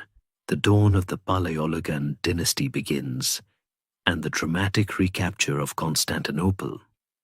However, as with many returns to glory, this one came with a sobering caveat. The empire that Michael VIII Palaiologos reclaimed was a mere shadow of its former self, smaller, poorer, and facing a rapidly changing and increasingly dangerous world. Imagine the atmosphere in Nicaea in the mid-13th century. There was an almost palpable sense of anticipation. The Latin Empire in Constantinople was clearly on its last legs, struggling with internal dissent, financial woes, and dwindling support from the West. The Nicaean emperors, especially the shrewd and ambitious Michael VIII Palaiologos, who became co-emperor in 1259 and sole emperor shortly after, knew their moment was coming. Michael was a master strategist, both on the battlefield and in the diplomatic arena. He understood that simply waiting for the Latin Empire to collapse wasn't enough. He needed to actively orchestrate its downfall and secure his own position as the legitimate restorer of the Roman legacy. The actual reconquest of Constantinople in 1261 CE was, ironically, almost comically anticlimactic. Certainly not the dramatic, bloody siege one might expect after decades of anticipation. Michael VIII had sent his general Alexios Strategopoulos with a relatively small force to scout the defenses of Constantinople. By sheer stroke of luck, or perhaps divine intervention, Alexios learned from local Greek peasants that the Venetian fleet, which normally guarded the city, was away on a raid, and a gate in the city walls was unguarded. Seizing the opportunity, Alexios and his men slipped into the city under the cover of darkness. The Latin defenders, caught completely by surprise, were overwhelmed by the small force and the sudden uprising of the Greek populace, who had suffered under Latin rule and eagerly joined the liberation. It was less a grand conquest and more a stealthy re-entry. The Latin emperor, Baldwin II, famously fled in his nightshirt, abandoning the city he had so poorly governed. On August 15, 1261, Michael VIII Palaiologos entered Constantinople in triumph. It was a moment of immense symbolic power, the culmination of 57 years of exile and struggle. He was crowned emperor in the Hagia Sophia, reconsecrated to Orthodox worship, a powerful declaration that the legitimate Roman Empire was back. The joy and relief throughout the Orthodox world were immense. It seemed as though the ancient prophecies of Rome's eternal endurance had been fulfilled. This triumphant return, however, masked a grim reality. Historians still argue whether the recapture of Constantinople was a strategic masterstroke or a Pyrrhic victory. Did bringing the capital back to its ancient seat exhaust the limited resources of the Nicaean state and expose the empire to greater threats? The empire that Michael VIII inherited, or rather reassembled, was a shadow of its former glory. Territorially, it was a fraction of its pre-1204 size, primarily consisting of parts of Thrace, Macedonia, and western Anatolia. Crucially, The rich economic powerhouses of the Greek islands, the Peloponnese, and much of the Black Sea coast remained in Latin or rival Greek hands. The city of Constantinople itself, once the dazzling jewel of the world, was a dilapidated mess. The Crusaders had systematically plundered its treasures, stripped lead from its roofs, and neglected its infrastructure. The population had dwindled, and large areas lay in ruins. It was a grand palace, but one that desperately needed repairs, and the new emperor had a severely limited budget. Michael the Eighth, a pragmatic and often ruthless leader, immediately set about the monumental task of rebuilding. He poured resources into restoring Constantinople, repopulating it, and repairing its vital defenses. He also faced immediate and pressing external threats. The Latin powers, especially Charles of Anjou, the ambitious king of Sicily, were determined to retake Constantinople and re-establish the Latin Empire. To counter this, Michael engaged in a complex and often controversial diplomatic game. He sought alliances with various Western powers and, most controversially, initiated negotiations for the reunion of the Orthodox and Catholic churches. This move, made at the Council of Lyon in 1274 CE, was a purely political maneuver aimed at preventing a new Western crusade against Constantinople. It was deeply unpopular with the Orthodox clergy and populace, who viewed it as a betrayal of their faith, and ultimately, it proved to be a diplomatic failure, never truly implemented. It highlighted the desperate measures the Palaiologan emperors were willing to take for survival. Economically, the empire struggled. The Venetian and Genoese maritime republics had firmly entrenched themselves in the Byzantine economy, dominating trade and siphoning off much of the empire's wealth through favorable treaties, often extorted during periods of weakness. Byzantium could no longer compete on the seas and was increasingly reliant on these foreign powers for naval support. The imperial treasury remained chronically strained, leading to constant devaluations of the currency. Militarily, the empire was forced to rely heavily on expensive foreign mercenaries, a testament to the decline of its own native forces. So the Palaiologan restoration was a moment of immense triumph, a testament to Byzantine resilience and the enduring power of its imperial ideal. But it also marked the beginning of the end. The empire was now permanently weakened, surrounded by powerful, ambitious enemies, and facing internal challenges it often lacked the resources to overcome. The recapture of Constantinople bought the empire another 2 centuries of life, but it was a life defined by continuous struggle, slow decline, and the gathering storm of a new, formidable enemy that would ultimately bring about its final demise.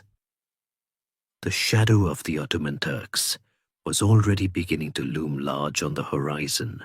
The Palaiologan dynasty, having miraculously reclaimed Constantinople and breathed new life into the Byzantine Empire, quickly discovered that resuscitation was far from a cure.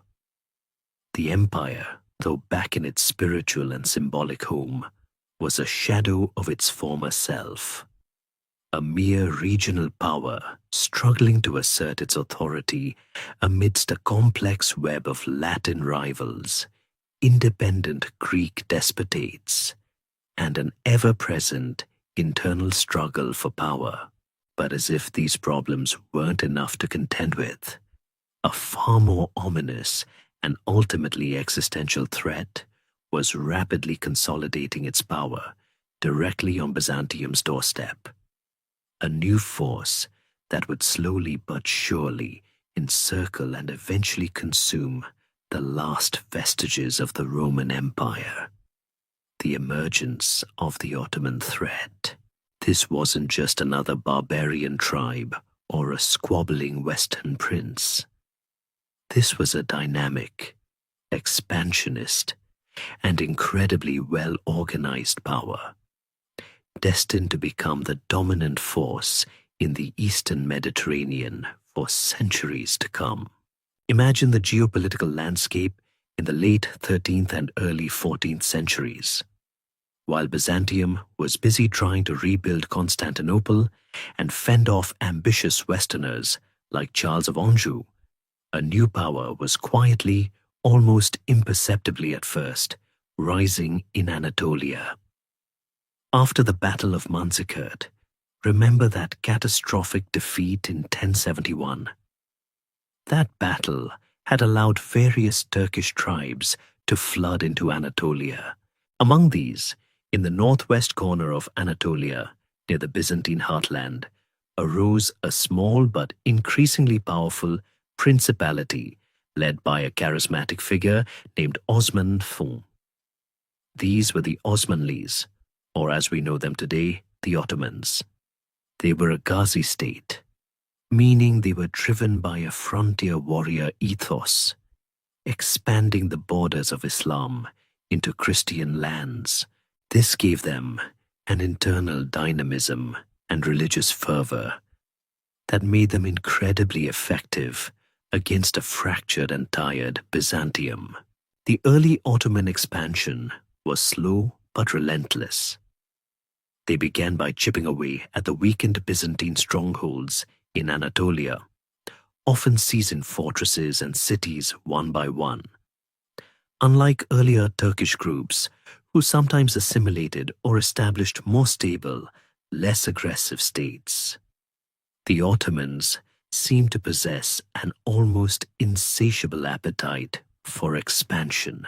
Their location was strategically perfect, right across from the Byzantine territories in Europe, giving them easy access once they had consolidated their Anatolian gains. Byzantium, unfortunately, was often too preoccupied with internal civil wars, dynastic disputes, and managing its complex relations with Venice and Genoa to mount a unified, effective defense against this emerging danger. It was like trying to put out a small brush fire while your house was already ablaze from within. One of the key turning points came with the Ottoman capture of Bursa in 1326 CE. This strategically vital city, close to the Sea of Marmara, became the first major Ottoman capital and a springboard for further expansion into Byzantine territory.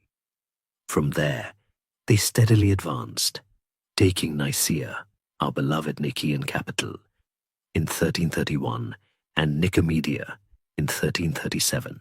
These were major blows as they represented the last significant Byzantine cities in Anatolia and deprived the empire of vital revenue and manpower. The once rich Anatolian heartland of Byzantium was now almost entirely under Turkish control, reducing the empire to little more than Constantinople and its immediate surroundings, along with scattered enclaves in Greece. But the real game changer occurred in the mid-14th century. The Ottomans, despite lacking a significant navy at this point, managed to cross into Europe, taking advantage of one of Byzantium's seemingly endless civil wars. Remember how we said the Palaiologan emperors had a knack for internal strife? Well, one of them, John VI Cantacuzene, actually invited Ottoman mercenaries to assist him in his power struggle. It was a fatal miscalculation, akin to inviting a wolf into your sheepfold. Once in Europe, the Ottomans got a taste for the fertile lands and strategic opportunities. Their permanent foothold in Europe began with the capture of Gallipoli in 1354 CE, following an earthquake that conveniently toppled its walls. This gave them a crucial bridgehead for further expansion into the Balkans.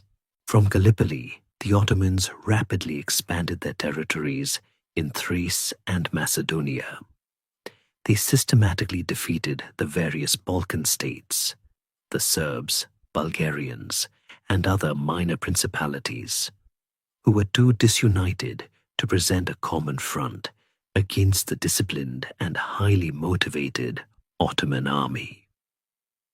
Battles like Kosovo in 1389 CE, though not directly involving Byzantium, demonstrated the Ottomans' overwhelming military superiority and cemented their control over the Balkans. Constantinople became increasingly isolated, a Christian island in a rising Ottoman sea.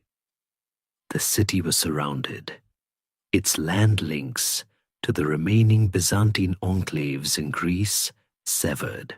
The Ottoman sultans, particularly Murad Turn and Bayezid Thwershmer, actively pursued a policy of encirclement. They built fortresses, expanded their fleet, and imposed tribute on Byzantium, essentially reducing the emperor in Constantinople to a vassal. By the late 14th century, the Byzantine emperor was often forced to travel to the Sultan's court to pay homage and even provide military assistance to the Ottomans against other Christian powers. Imagine the humiliation. The once mighty Roman emperor, reduced to a glorified Ottoman provincial governor, barely holding on to his capital by the Sultan's sufferance. Historians still argue whether the Byzantines could have adopted a more aggressive or unified strategy against the early Ottomans, or if their internal divisions and overall exhaustion made their eventual fate almost inevitable. This relentless Ottoman expansion left the Byzantine Empire starved of resources, manpower, and hope. Constantinople, though still formidable behind its walls, was economically strangled. Its population continued to decline, and its prestige plummeted. The Ottoman threat was not just a military challenge. It was a psychological one, slowly extinguishing the light of Byzantium, piece by agonizing piece, until only the capital remained, a solitary candle flickering in an encroaching darkness, awaiting its final inevitable fate. The ominous shadow of the Ottoman Empire had by now completely enveloped Byzantium. Constantinople, though still symbolically the capital of the Roman Empire, was in reality an isolated, beleaguered city-state, barely clinging to its existence amidst a vast and rapidly expanding Ottoman dominion. The emperor, once the most powerful ruler in Christendom, was reduced to a vassal, often forced to humble himself before the Sultan. But even as this external pressure mounted to an almost unbearable degree, the Byzantine Empire continued to inflict wounds upon itself, tearing at its own fabric through chronic internal strife. Civil wars, dynastic struggles, and profound social divisions constantly undermined any efforts at unified resistance, demonstrating a tragic inability to put aside internal squabbles, even when facing extinction. Imagine a patient, already critically ill, who keeps self-inflicting new injuries. That, sadly, was often the case for the late Byzantine Empire. The Palaiologan dynasty, despite having recaptured Constantinople, was plagued by an almost astonishing series of civil wars. These weren't mere palace coups. These were protracted, devastating conflicts that pitted emperor against emperor, father against son, and brother against brother. The most damaging of these was the Byzantine Civil War of 1341-1347, fought between the supporters of John V Palaiologos, who was still a child, and his regent, John VI Cantacuzenos. This wasn't just a political struggle. It evolved into a bitter social conflict, with Cantacuzenos representing the landed aristocracy, and John V's supporters, often backed by urban populaces and more reformist elements. This civil war was an unmitigated disaster for the empire.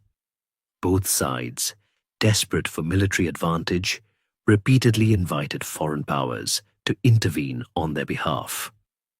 John Cantacuzenos, in particular, famously or infamously, depending on your perspective, invited the Ottoman Turks to fight for him.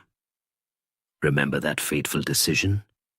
It was this short-sighted expediency that gave the Ottomans their first permanent foothold in Europe at Gallipoli in 1354 CE.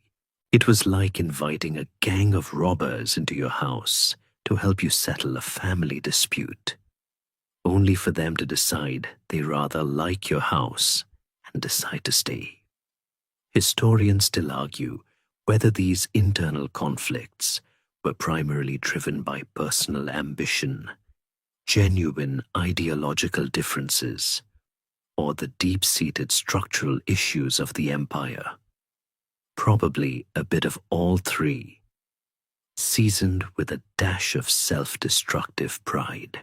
The civil wars ravaged the already diminished Byzantine territories. Armies crisscrossed the countryside, pillaging villages, destroying infrastructure, and disrupting trade. Cities that had survived the Ottoman advance were now laid waste by fellow Byzantines. The empire's tax base, already precarious, plummeted even further. Manpower, desperately needed for defense, was squandered in internecine bloodshed. The military, which relied on mercenaries due to the decay of the old theme system, became even more expensive and unreliable as commanders switched allegiances based on who paid them more. Beyond dynastic squabbles, the empire was also deeply divided by religious tensions. The attempts by several Palaiologan emperors, most notably Michael VIII and John the Whittle, to seek union with the Roman Catholic Church. Remember the Council of Lyon? In exchange for Western military aid, were met with furious opposition from the vast majority of the Orthodox clergy and populace. The saying, "better the Sultan's turban than the Cardinal's hat," encapsulated this deep-seated sentiment. To many Byzantines, the Latins were not merely schismatics, but heretics, and the memory of the Fourth Crusade's brutal sack of Constantinople still burned brightly. This religious divide meant that even when the empire faced its gravest external threats, it could not present a united front, internally fracturing its resolve. The fragmentation of power also extended beyond the capital.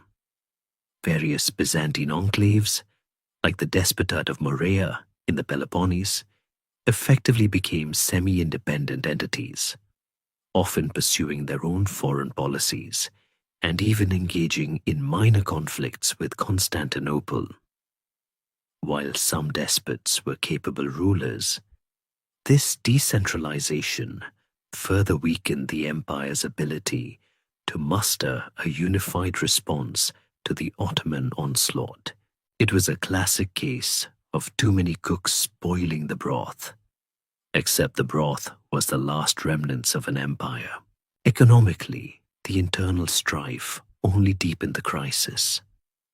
The Venetians and Genoese, those clever Italian maritime republics, cleverly exploited the Byzantine weaknesses, playing one faction against another to secure ever more favorable trade concessions.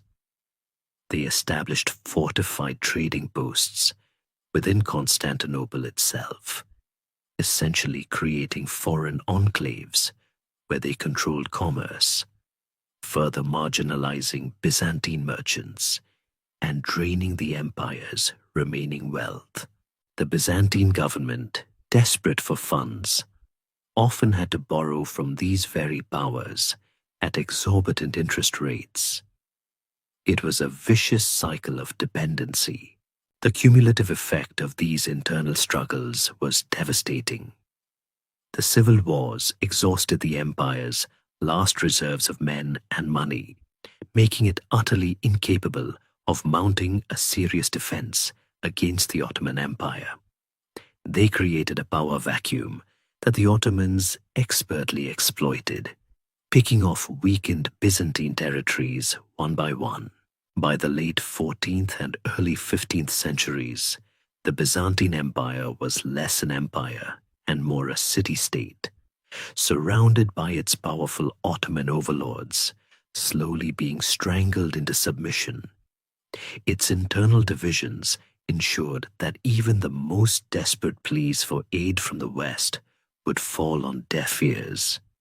As Europe saw an empire that seemed determined to destroy itself from within, the relentless internal strife and the ever-tightening grip of the Ottoman Empire had reduced Byzantium to a critical state, a mere husk of its former glory. Constantinople, though still grand in its decaying magnificence, was little more than an isolated island in a vast Ottoman sea, its emperor a nominal ruler with rapidly dwindling authority. As the walls closed in, the Byzantines, desperate and facing utter annihilation, turned to the one power that might still be able to offer salvation, albeit a reluctant one: Western Europe. This brings us to a period of increasingly frantic Western appeals for aid, a series of diplomatic missions where Byzantine emperors swallowed their pride, overcame centuries of religious and cultural animosity, and pleaded for military assistance against the relentless Ottoman advance. It was a true diplomatic tightrope walk, fraught with suspicion and deep-seated prejudice on both sides. Imagine the emperors in Constantinople during the late 14th and early 15th centuries. They were Roman emperors, heirs to a 1,000-year legacy, yet they were forced to embark on humiliating journeys to the courts of Western monarchs, men they often considered semi-barbaric, or, at best, unsophisticated. The Byzantine court, with its elaborate ceremonies and profound sense of superiority, had to literally beg for help from those it had long disdained. It was a bitter pill to swallow, a testament to the sheer desperation of their situation. The primary leverage the Byzantines held, their trump card in these appeals, was the potential for church union. Remember the Great Schism of 1054 and the Fourth Crusade in 1204, which cemented the deep divide between the Orthodox East and the Catholic West? Well, for the popes and many Western rulers, the prospect of reuniting Christendom under the Pope's authority was a powerful incentive. The Byzantine emperors, recognizing this, periodically offered union, knowing full well it would be met with fierce resistance back home by their own deeply conservative clergy and populace. It was a classic damned if you do, damned if you don't situation: offer union and risk internal revolt, refuse and face Ottoman conquest. Historians still argue whether these appeals for aid were genuine attempts at reconciliation or cynical diplomatic ploys. In truth, they were likely a desperate mix of both. One of the most famous of these appeals came in 1369 CE, when Emperor John V Palaiologos traveled to Rome. Yes, the Roman emperor, traveling to Rome, but not to rule, to beg. He publicly converted to Catholicism, kneeling before the Pope and acknowledging papal supremacy, all in the desperate hope of securing military aid. While he was received with great pomp and ceremony, and personal assurances were given, no significant military help materialized. The Western powers, grappling with their own internal conflicts, like the 100 Years' War between England and France, and often deeply suspicious of Byzantine motives, rarely committed substantial resources. They also saw the Byzantines as weak and unreliable, and perhaps even felt that the Byzantines deserved their fate for their alleged heresies and perceived pride. Later, in 1399 CE, Emperor Manuel II Palaiologos embarked on an even more extensive tour of Western Europe, visiting Venice, Milan, Paris, and even London. Imagine the spectacle. The elegant, erudite Byzantine emperor, with his sophisticated court, traversing medieval Europe, pleading his case. He was received with curiosity and some sympathy. But again, concrete military assistance was fleeting. While he secured promises and some small detachments of knights, the scale of the Ottoman threat was simply too immense for fragmented Western efforts to counter effectively. The West's attention was divided, its resources limited, and its commitment to saving Byzantium far from absolute. The challenges were numerous. First, the enormous geographical distance and logistical difficulties of launching a major crusade to the east.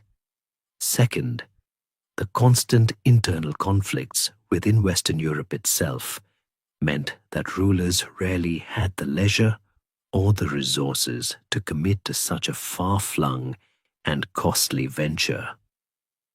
Third, the deep religious prejudice. Many Westerners, particularly after the Fourth Crusade, viewed the Byzantines with disdain, seeing them as schismatics who had brought their troubles upon themselves. The prospect of military aid was often tied directly to demands for Byzantine submission to Rome, a condition that the Orthodox population overwhelmingly rejected. Despite the failures to secure large-scale military intervention, these appeals for aid weren't entirely without effect. They kept the Ottoman threat on the European agenda and occasionally led to small-scale crusades, such as the disastrous Crusade of Nicopolis in 1396 CE. This crusade, primarily composed of French, Hungarian, and Wallachian forces, was utterly annihilated by the Ottomans, serving as a grim reminder of Ottoman military superiority and the dangers of poorly coordinated Western efforts. It was a crushing blow to any lingering hopes of a large-scale Western rescue. The desperate pleas of the Byzantine emperors underscored the profound shift in the balance of power. Byzantium, once the supreme power, was now a supplicant. The West, once seen as barbaric, was now the arbiter of its fate. These appeals laid bare the deep fissures in Christendom and the harsh realities of geopolitical power. The Byzantines tried every possible avenue, every desperate gamble, including sacrificing their religious independence. But the aid was too little, too late, and often came with too many strings attached. The stage was being set for one final monumental effort to save Constantinople, an effort that would bring the two halves of Christendom together one last time, with the ultimate fate of the Roman Empire hanging precariously in the balance. The desperate appeals for aid to the West, despite the heroic efforts of emperors like Manuel II, had largely fallen on deaf ears, or at best, secured only token assistance. The Ottoman noose around Constantinople was tightening inexorably, and the empire's internal divisions, particularly over the question of church union, continued to fester. Yet as the final curtain began to descend on Byzantium, one last monumental effort was made to bridge the schism between East and West, a grand gamble that combined religious idealism with stark political necessity. This brings us to the Council of Florence, a last-ditch attempt for religious unity that, while achieving a fleeting agreement, ultimately met with mixed results and profound popular rejection, showcasing the deep chasm that had formed over centuries. Imagine the atmosphere in the early 15th century. The Ottoman Empire, under dynamic sultans like Murad II, was aggressively consolidating its grip on the Balkans, preparing for the final assault on Constantinople. The Byzantine Emperor, John VIII Palaiologos, a man of intellectual curiosity and pragmatic desperation, understood that military aid from the West was the only thing that could save his empire. And the price of that aid, as had been clear for decades, was submission to the Pope and the formal reunion of the churches. This wasn't a choice. It was a perceived necessity, a calculated risk, though one fraught with immense spiritual peril for the Orthodox faithful. So, in 1438 CE, Emperor John VIII, accompanied by a truly remarkable delegation of Byzantine religious and intellectual leaders, including the Patriarch of Constantinople and renowned scholars like Bessarion and Mark of Ephesus, embarked on a long, arduous journey to Italy. Think of it, the Emperor of the Romans, the Patriarch of Constantinople, and the cream of Byzantine scholarship, traveling across Europe not in triumph, but in a desperate plea. Their destination was the city of Ferrara, where the council initially convened, later moving to the more luxurious city of Florence. This wasn't just a political summit. It was a profound theological debate, bringing together the intellectual and spiritual leaders of both Eastern Orthodoxy and Roman Catholicism. The Council of Florence, 1438-1445 CE, was a monumental undertaking. For years, delegates from both East and West debated the core theological differences that had driven them apart. The Filioque Clause, the addition of "and the Son" to the Nicene Creed regarding the procession of the Holy Spirit, the nature of purgatory, papal supremacy, and the use of leavened versus unleavened bread in the Eucharist. These weren't minor squabbles. They were deeply held doctrinal differences, rooted in centuries of diverging theological development and cultural understanding. The debates were often fierce, intellectually rigorous, and incredibly draining.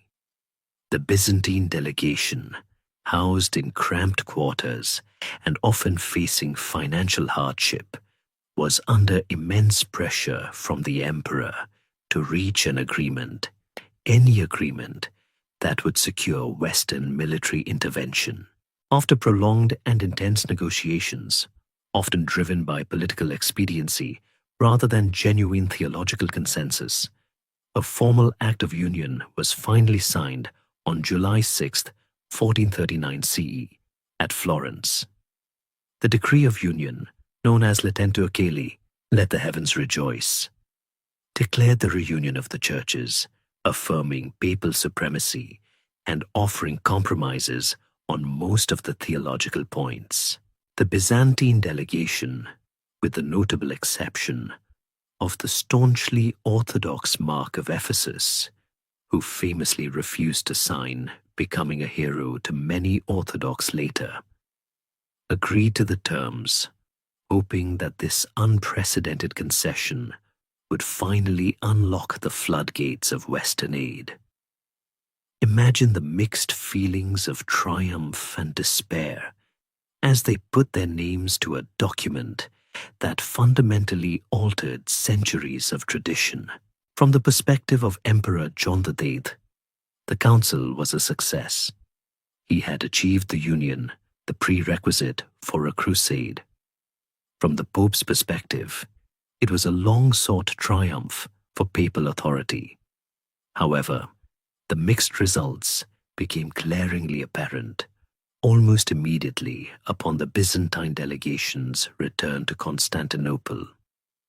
The Union of Florence was, to put it mildly, deeply unpopular with the vast majority of the Byzantine clergy, monks, and the common people. They viewed it as a sellout of their orthodox faith, a betrayal of their traditions, and a capitulation to Latin heresy. The memory of 1204 was too fresh, the theological differences too ingrained, and the mistrust of Western motives too profound. The union was never truly accepted by the Byzantine populace. The Orthodox clergy who had signed it were often ostracized, and services commemorating the union were frequently boycotted. The patriarch who signed it died shortly after returning, and his successors struggled to enforce the union. It was, in essence, a paper union, enacted by an emperor out of desperation, but rejected by the very people it was supposed to save. Historians still argue whether the theological concessions made at Florence were truly compatible with Orthodox tradition, or a necessary, if painful, sacrifice for survival. It's a complex question that touches on faith, politics, and historical legacy. Despite the theological triumph for Rome and the political achievement for Byzantium, the promised large-scale military aid never fully materialized. A new crusade was indeed launched, the Crusade of Varna in 1444 CE, led by King Ladislaus III of Poland and Hungary. But this ill-fated expedition was decisively crushed by the Ottomans at the Battle of Varna, a devastating defeat that annihilated the last significant Western military effort to save Byzantium.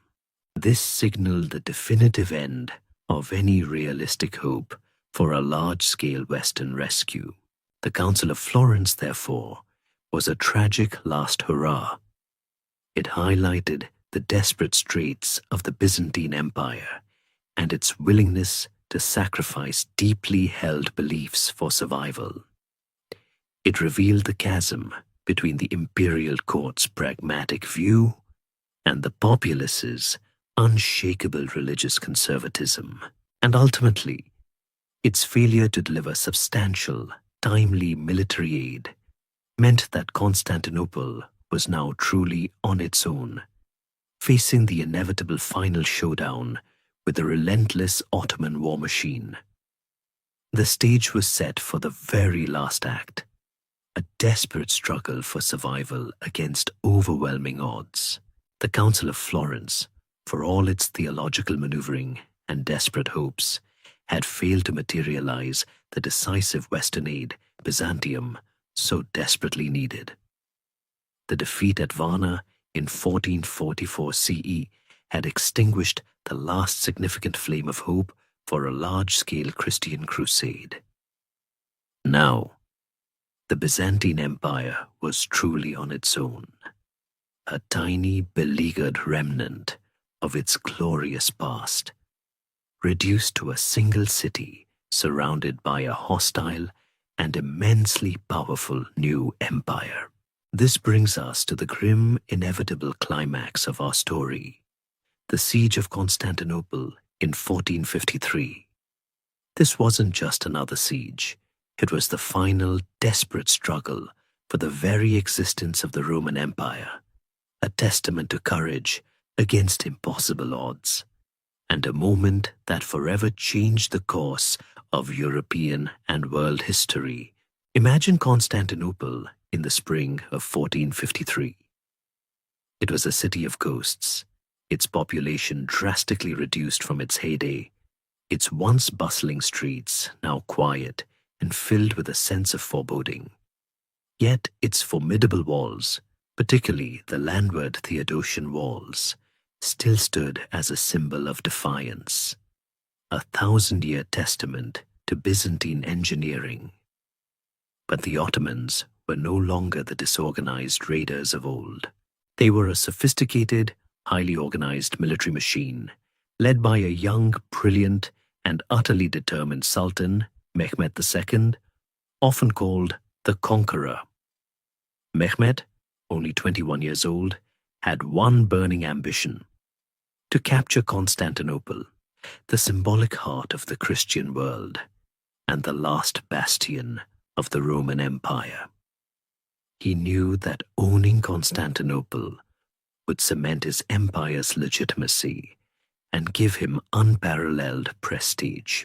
Mehmed's preparations for the siege were meticulous and unprecedented.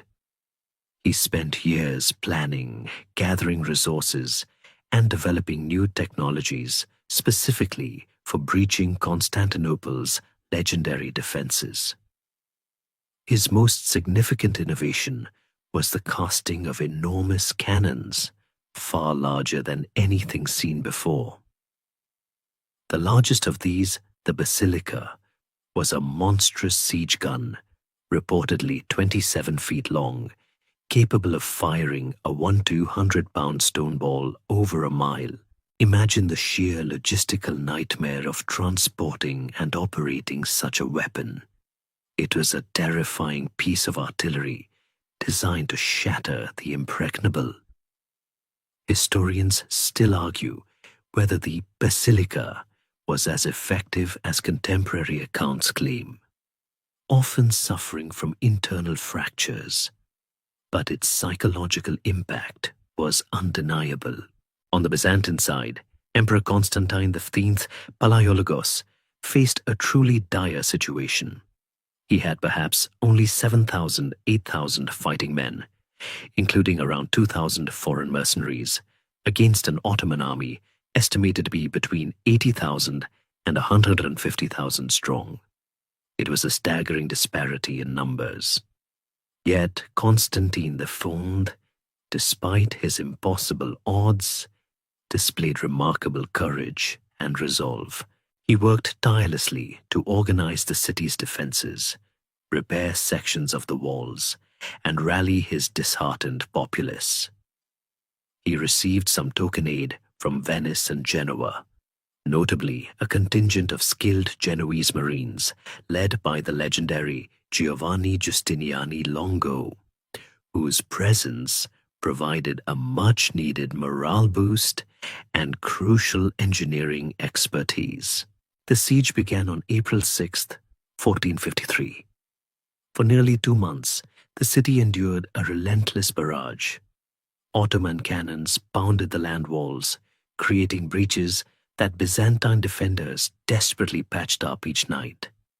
The sea walls were attacked by the Ottoman navy, which, in one of the siege's most astonishing feats, was partly moved overland on creased logs from the Bosphorus into the Golden Horn, the city's natural harbor, bypassing the Byzantine chain that blocked the entrance.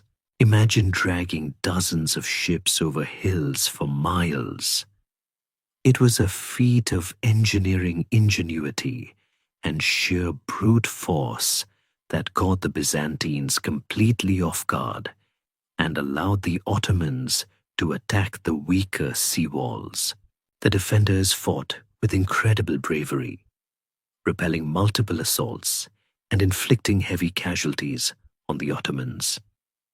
Giustiniani Longo, the Genoese commander, was particularly instrumental in organizing the defense of the critical land walls, often leading counterattacks himself. The Byzantines were motivated not just by loyalty to their emperor, but by a desperate conviction that they were defending the last bastion of Christian civilization against an overwhelming tide. They also hoped, almost until the very last moment, that a miracle, a grand Western fleet, would appear on the horizon to save them. However, the tide was inexorably turning. Giustiniani Longo was severely wounded, demoralizing the defenders. Breaches in the walls became harder to repair, and exhaustion set in. Mehmed II launched his final all-out assault on May 29, 1453. The Ottoman forces, wave after wave of them, attacked the weakest points of the land walls. The fighting was desperate and hand-to-hand. Emperor Constantine V, rejecting any thought of escape, reportedly stripped off his imperial insignia and led a final charge alongside his men, falling in battle. His body never definitively identified. It was a hero's end for the last Roman emperor. The fall of Constantinople was not just the end of a city, it was the end of the Roman Empire, a continuous political entity that had spanned over 2,200 years. The city, once the magnificent jewel of Christendom, was subjected to a final tragic sacking by the Ottoman forces. The Hagia Sophia was converted into a mosque, a powerful symbol of the new order. The fall of Constantinople sent shockwaves across Europe, marking a psychological turning point and signaling the unquestionable rise of the Ottoman Empire as a major European power. It was an event that literally defined the end of the Middle Ages and the beginning of the early modern period for many historians. The dream of Rome, once thought eternal, had finally, definitively, come to an end. The final agonizing fall of Constantinople on May 29, 1453, marked not just the end of a siege, but the dramatic, conclusive end of the Roman Empire, a continuous political and cultural entity that had endured for an astonishing 2,200 years. It was a moment etched into the annals of history, a date that for many signals the close of the Middle Ages and the dawn of a new era. We've talked about the preparations, the defiance, and the overwhelming odds. But now let's delve deeper into the final fall itself, the last moments of the empire, and the immediate, devastating consequences that reverberated across Christendom and set the stage for centuries of Ottoman dominance. Imagine the dawn of May 29th. The Ottoman army, fueled by the promise of plunder and the fervent belief in Ghazi warfare, launched its final massive assault. Sultan Mehmed II, driven by an almost messianic zeal, had promised his troops 3 days of unrestricted looting once the city fell, a powerful incentive for the tired but determined soldiers. The attack came in waves, each designed to wear down the defenders. First came the irregular troops, the Bashi Bazouks, a motley collection of mercenaries and volunteers whose sheer numbers were meant to exhaust the Byzantine lines. Then came the Anatolian Turks, disciplined and numerous, followed by the elite Janissaries, the Sultan's highly trained infantry, who were the true shock troops of the Ottoman army. It was a relentless, meat-grinder assault designed to break the will of the defenders through sheer attrition. On the Byzantine side, Emperor Constantine V Palaiologos, the last Roman emperor, stood firm. He had rejected all calls for him to flee, famously declaring that he would rather die with his city than live without it. His final hours are shrouded in a mix of historical fact and heroic legend, but all accounts agree on his courage. Dressed in his imperial regalia, or perhaps having cast them aside for a soldier's simple armor, he was seen leading the defense at the crucial section of the land walls, fighting desperately alongside his remaining men.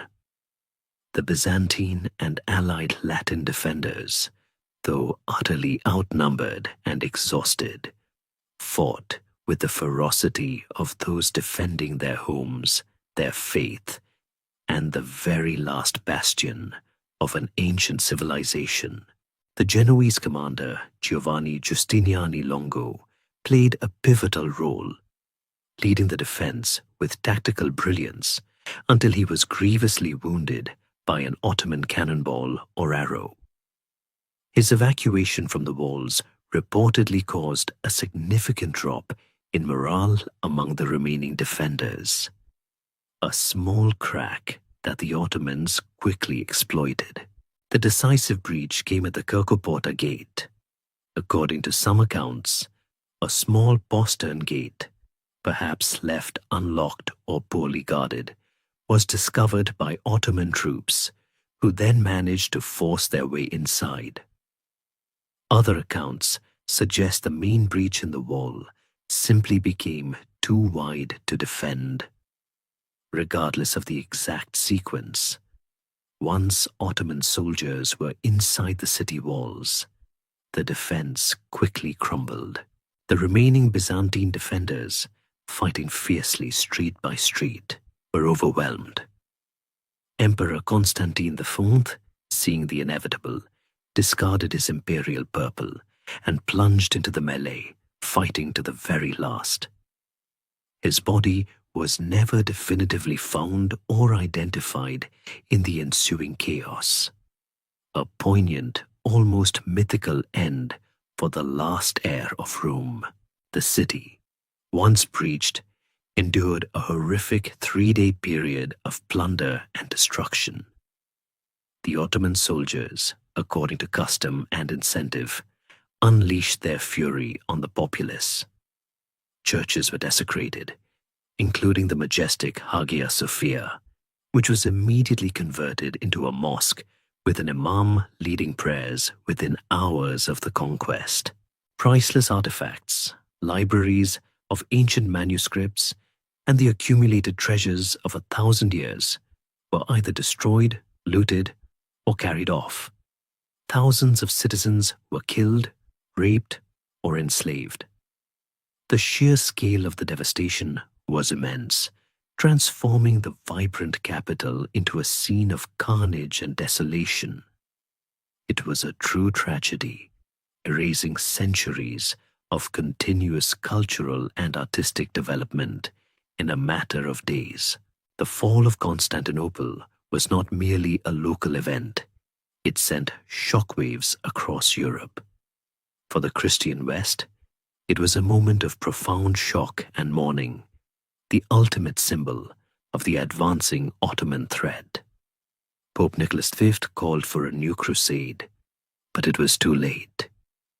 The loss of Constantinople signaled the definitive end of the Pax Romana and the dawn of a new order where the Ottoman Empire was the undisputed superpower of the Eastern Mediterranean.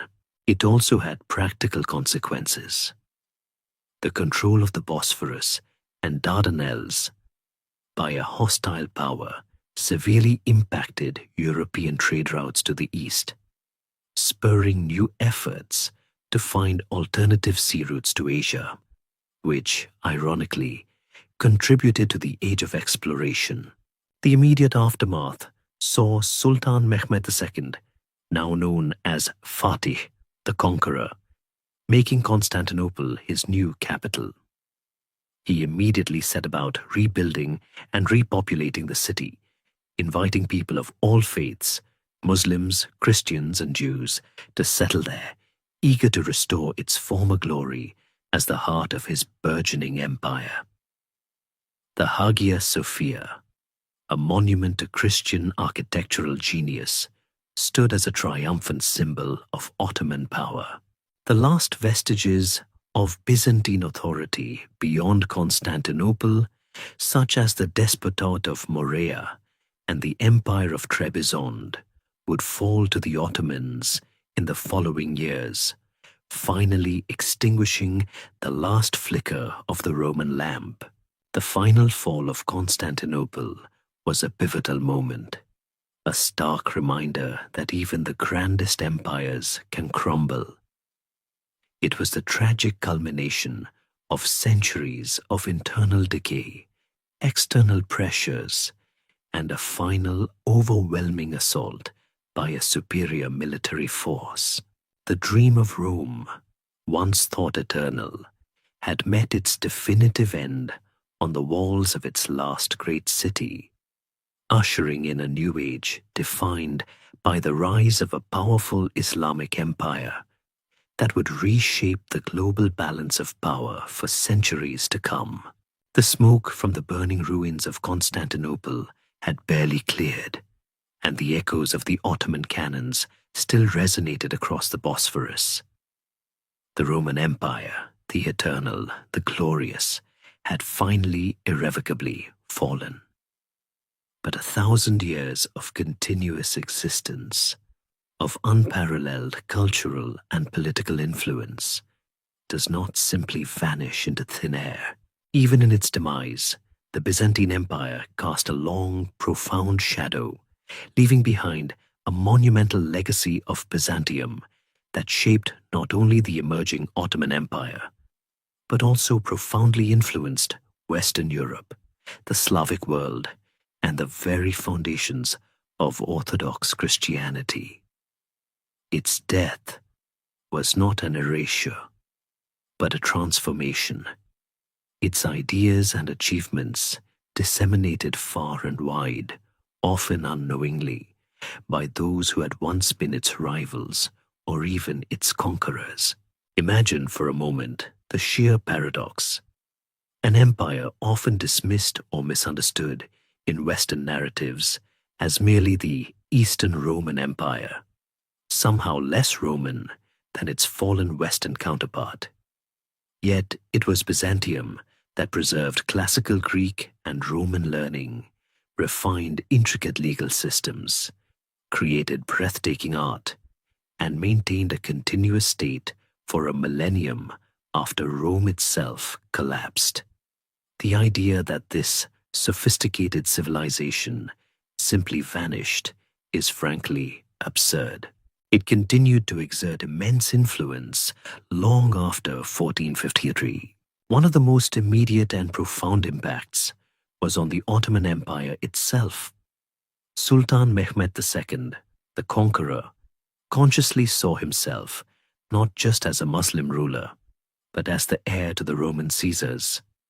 He adopted the title Kaiser-i Rum, Caesar of Rome, and systematically incorporated Byzantine administrative structures, court rituals, and even some legal traditions into his burgeoning empire.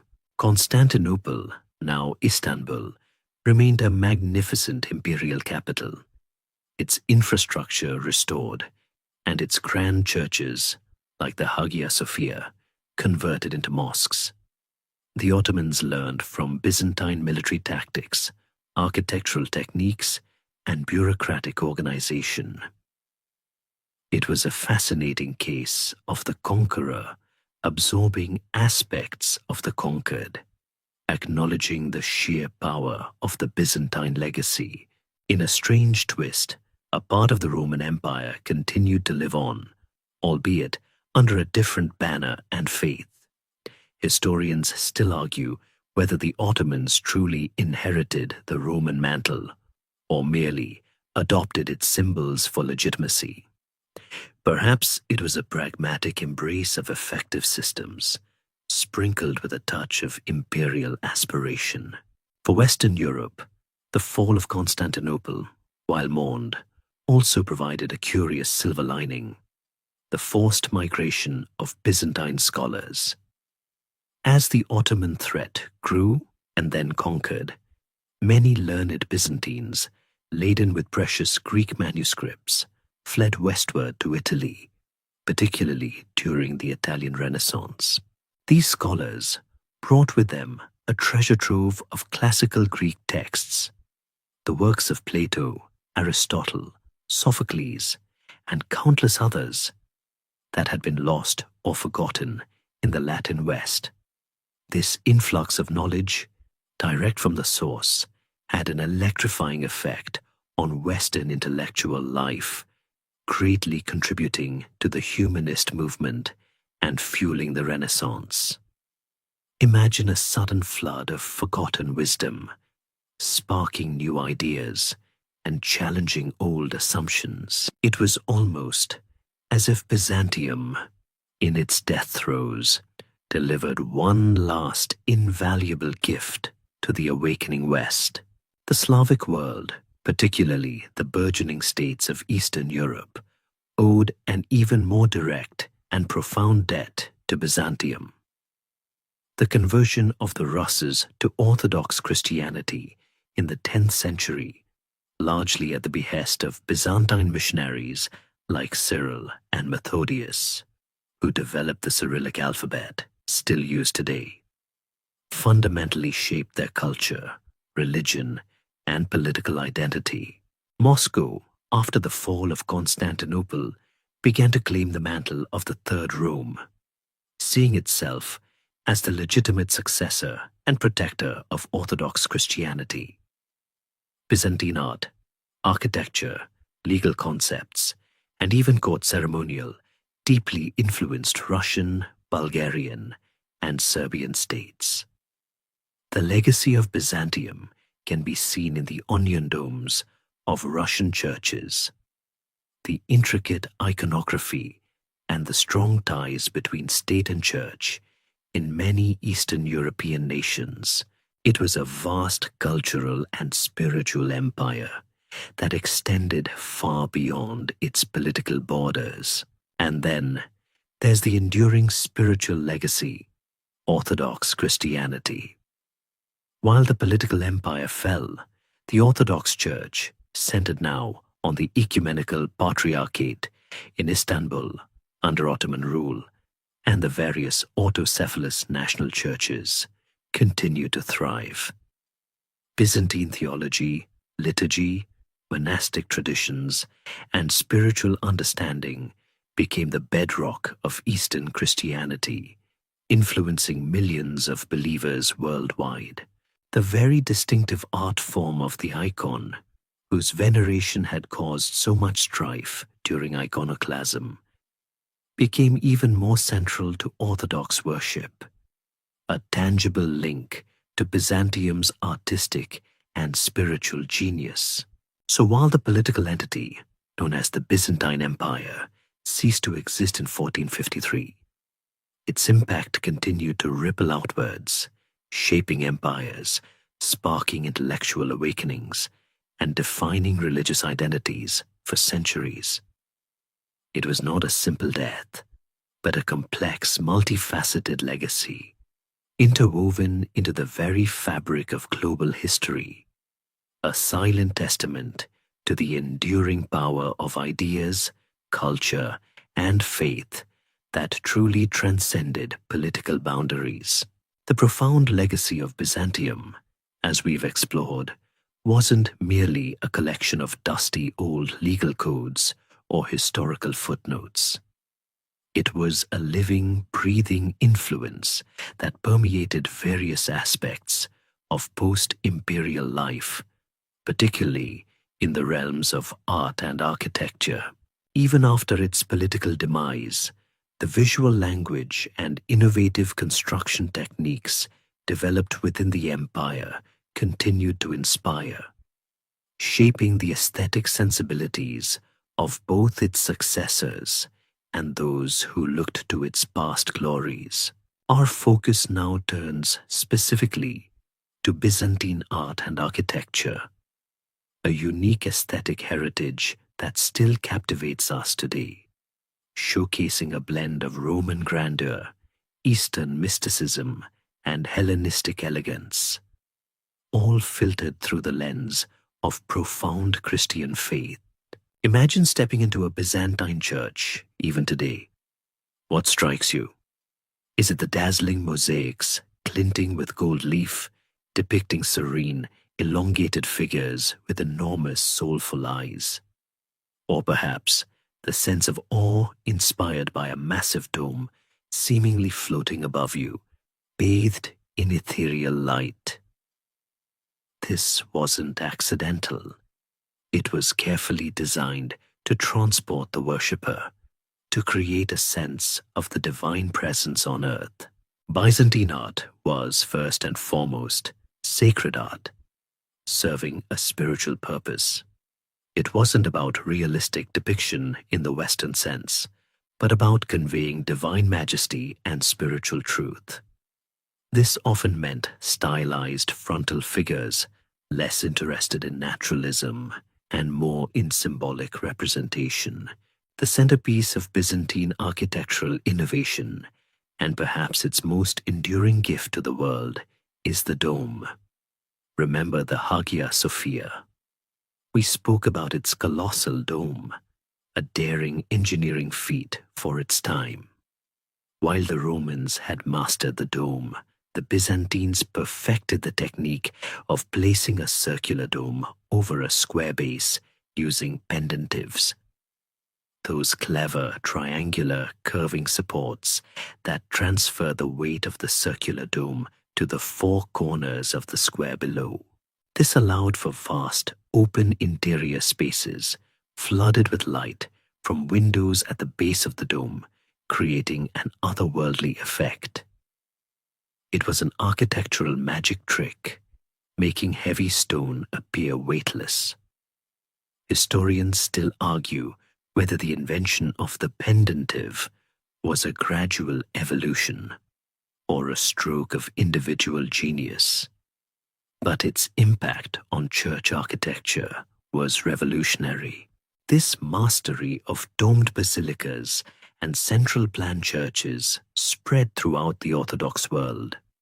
Look at St. Mark's Basilica in Venice, heavily influenced by Byzantine models, or the numerous churches across Russia, Bulgaria, and Greece, and you'll see the direct descendants of Hagia Sophia's genius. The interior of these buildings was designed to be a shimmering jewel box. Forget plain stone walls. The Byzantines adorned their churches with an astonishing array of mosaics. Made from tiny tesserae of glass, stone, and gold, these mosaics captured and reflected light in a way that paint simply couldn't. Imagine standing under a golden dome, light streaming through windows, making the mosaic images dance and glow.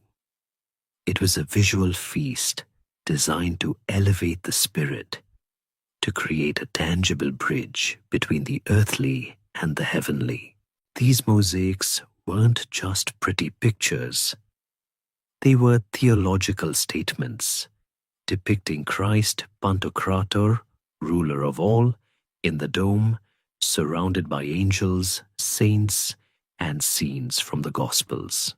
Beyond mosaics, icons themselves, those painted wooden panels, became the distinctive art form of Eastern Christianity.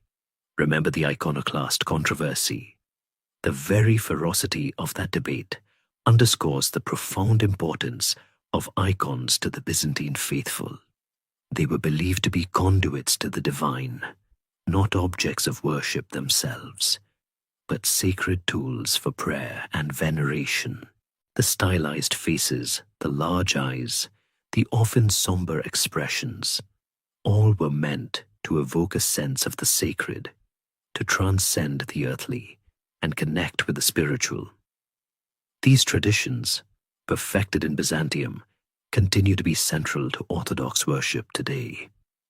It's a living art form that directly links modern believers to their Byzantine past. Even in their textiles and luxury goods, the Byzantines excelled. Their silks, often embroidered with imperial symbols or religious scenes, were highly sought after across Europe and Asia, a testament to their sophisticated craftsmanship and artistic flair. Ivory carvings, enamels, and illuminated manuscripts further showcased their exquisite artistry, demonstrating a meticulous attention to detail, and a profound aesthetic sense. Imagine how a visiting foreign dignitary, perhaps from a rough and tumble Western kingdom, would have felt walking into the great palace of Constantinople, surrounded by such dazzling beauty and intricate workmanship. It must have felt like stepping into another world entirely. So the Byzantine artistic and architectural legacy is not merely something to be admired in museums, though it certainly is there. It's a profound testament to a civilization that understood the power of beauty to express faith and power. It shaped the visual landscape of Eastern Europe and influenced the Western Renaissance. It continues to inspire awe and devotion, reminding us that even in an age of decline and eventual fall, the creative spirit of Byzantium burned brightly, leaving behind a heritage of beauty and spiritual depth that truly transcends time. It's almost like they invented the very concept of bling.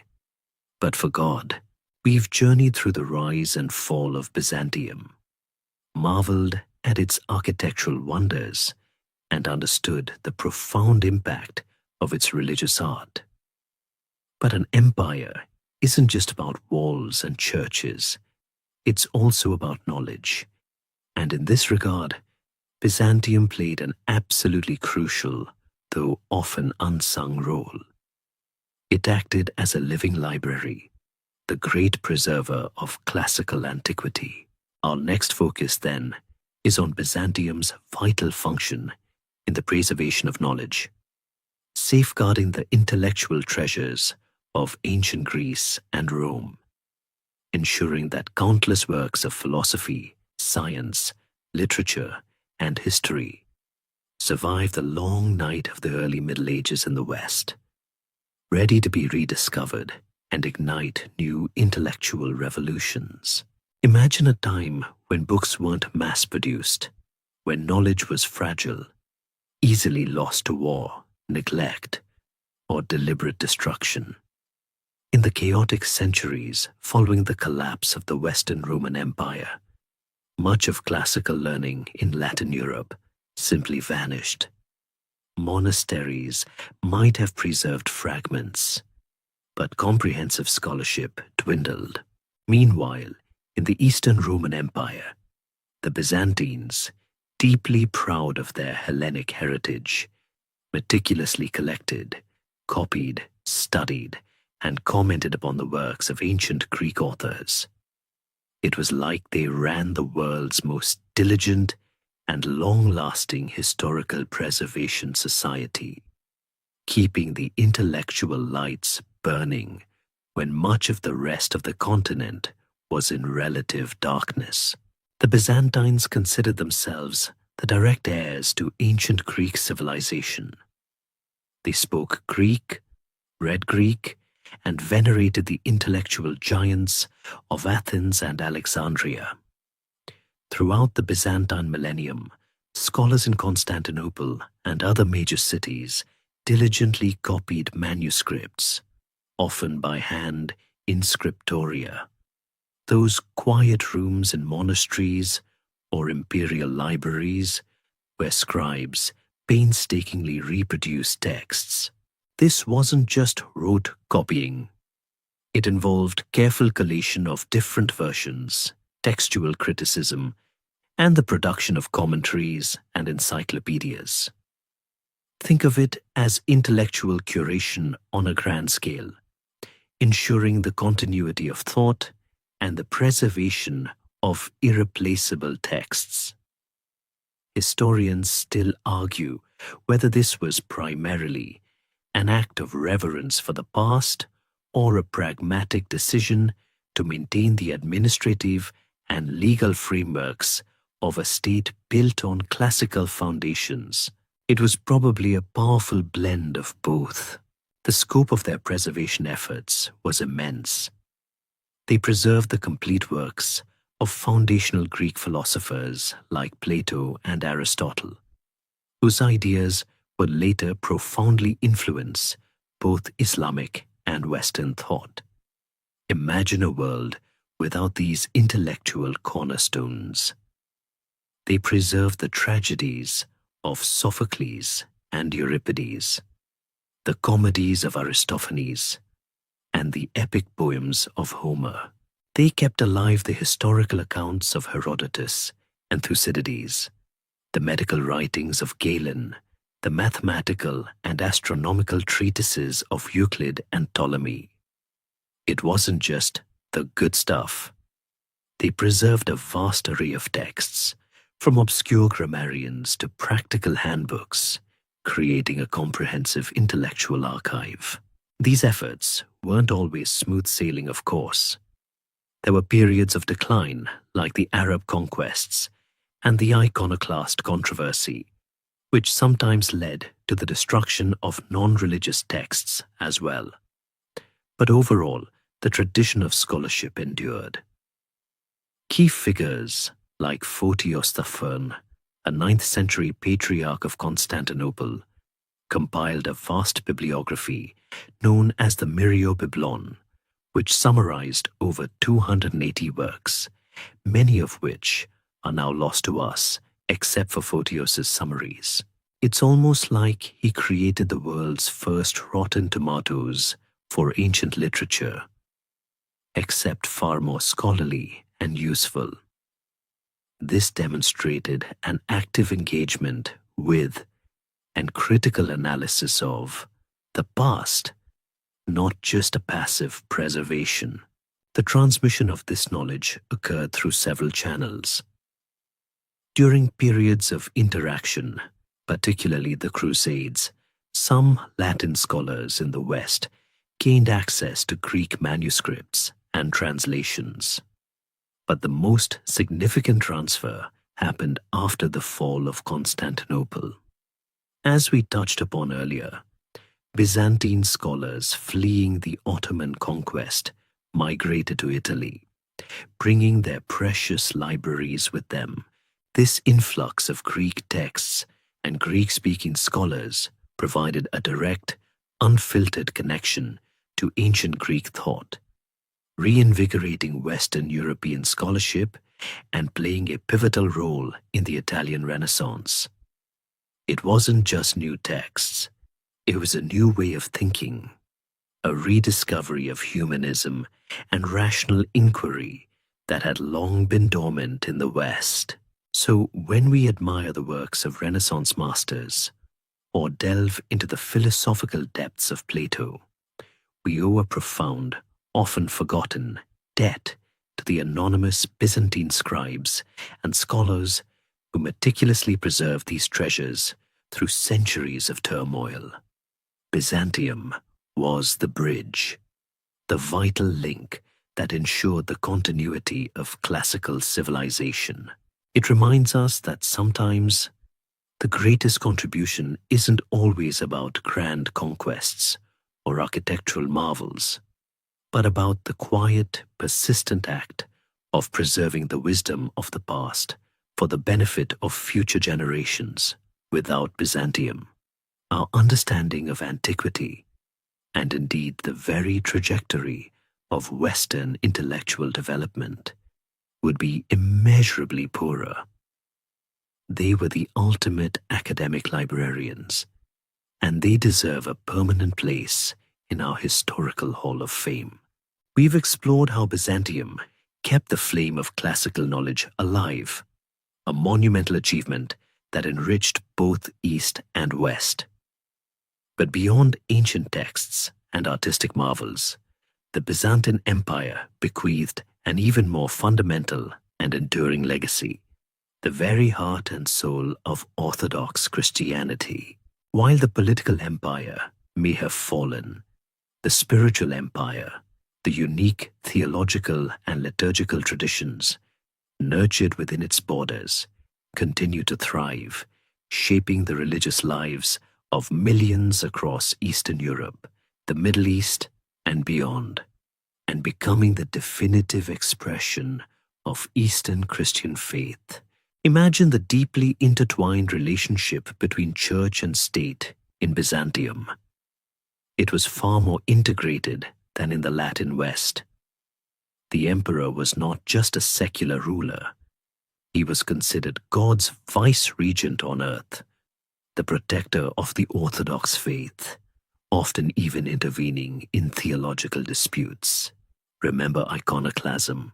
This concept of symphony or harmony between spiritual and temporal power, where the emperor and the patriarch ideally worked in concert, was a defining characteristic. This was not always harmonious, of course, leading to clashes and political maneuvering, but the ideal persisted. This deep intertwining meant that the empire's fate was seen as inextricably linked to its adherence to true Christian doctrine. The core tenets of Orthodox Christianity, as we know them today, were largely forged within the Byzantine Empire. The ecumenical councils, many of which were convened on Byzantine soil, like Nicaea, Constantinople, Ephesus, and Chalcedon, formulated the foundational doctrines of the Trinity and the nature of Christ. These councils, where great theological minds debated and defined dogma, established the very framework of Christian belief that much of the world still adheres to. The Orthodox Church prides itself on maintaining the correct or original faith as established by these early councils, seeing itself as preserving the authentic traditions of early Christianity, uncorrupted by later Western developments. Historians still argue whether the Eastern Church's unwavering adherence to tradition was a strength that preserved orthodoxy or a weakness that sometimes stifled innovation. It's a bit of both, like a very old, very beautiful, and incredibly well-preserved tapestry. The Byzantine liturgy, particularly the Divine Liturgy of St. John Chrysostom, developed into a rich, complex, and deeply spiritual form of worship. Imagine the sensory experience, the haunting chant of the choirs, the wafting incense, the flickering candlelight, the shimmering gold of the icons, and the intricate ritual of the service. It was designed to evoke a sense of heaven on earth, to transport the worshipper into the presence of the divine. This liturgical tradition, perfected over centuries in the grand churches of Constantinople, spread throughout the lands converted by Byzantine missionaries, and remains largely unchanged in Orthodox churches worldwide. It's a living, breathing connection to the Byzantine past, a continuity that often surprises visitors from other Christian traditions. Monasticism also played a crucial role. From the deserts of Egypt and Syria, monasticism flourished in Byzantium, with centers like Mount Athos becoming spiritual powerhouses. Monks were not just hermits. They were often intellectual leaders, scribes, icon painters, and fierce defenders of orthodoxy. During periods like iconoclasm, they exemplified the ascetic ideal and spiritual pursuit that was deeply valued in Byzantine society. And their influence extended far beyond the walls of their monasteries. Perhaps the most significant aspect of this religious legacy was the missionary activity that emanated from Byzantium. Remember Cyril and Methodius? These 9th century Byzantine brothers were instrumental in converting the Slavic peoples of Eastern Europe to Orthodox Christianity. They translated the Bible and liturgical texts into Old Church Slavonic, developing the Glagolitic and later Cyrillic alphabets specifically for this purpose. This wasn't just a religious conversion. It was a cultural and civilizational infusion. It tied these nascent Slavic states, Bulgaria, Serbia, and most famously, Kiev and Rus, the precursor to modern Russia and Ukraine, directly to the Byzantine cultural sphere, rather than the Latin West. This Byzantine commonwealth of Orthodox nations would endure for centuries, long after the fall of Constantinople. When Constantinople fell in 1453, the political head of Orthodox Christianity was gone, but the church itself continued. The ecumenical patriarchate remained in Istanbul, albeit under Ottoman rule, adapting to its new reality. But the mantle of protector of orthodoxy increasingly passed to other burgeoning Orthodox states, most notably Muscovy, which began to see itself as the third Rome after the fall of Constantinople. This idea that Moscow was the spiritual successor to Rome and Constantinople became a powerful ideological force in Russian history, linking its destiny directly to the Byzantine legacy. So the enduring legacy of Orthodox Christianity is in many ways the most profound and tangible contribution of the Byzantine Empire. It shaped the spiritual and cultural identity of vast regions of the world, providing a unique theological perspective, a rich liturgical tradition, and an artistic language that continues to inspire millions. It reminds us that even when empires fall, faith can endure, weaving its threads through centuries, maintaining a continuous link to a once glorious past. We've journeyed through the rise and fall of Byzantium, explored its foundational concepts, admired its art, celebrated its role as a preserver of knowledge, and acknowledged its profound spiritual legacy in Orthodox Christianity. Now, as our thousand-year saga draws to a close, it's time to consider something a little less historical fact and a little more atmospheric. It's about how the ghost of Byzantium, its complex echoes, still whispers in the modern world.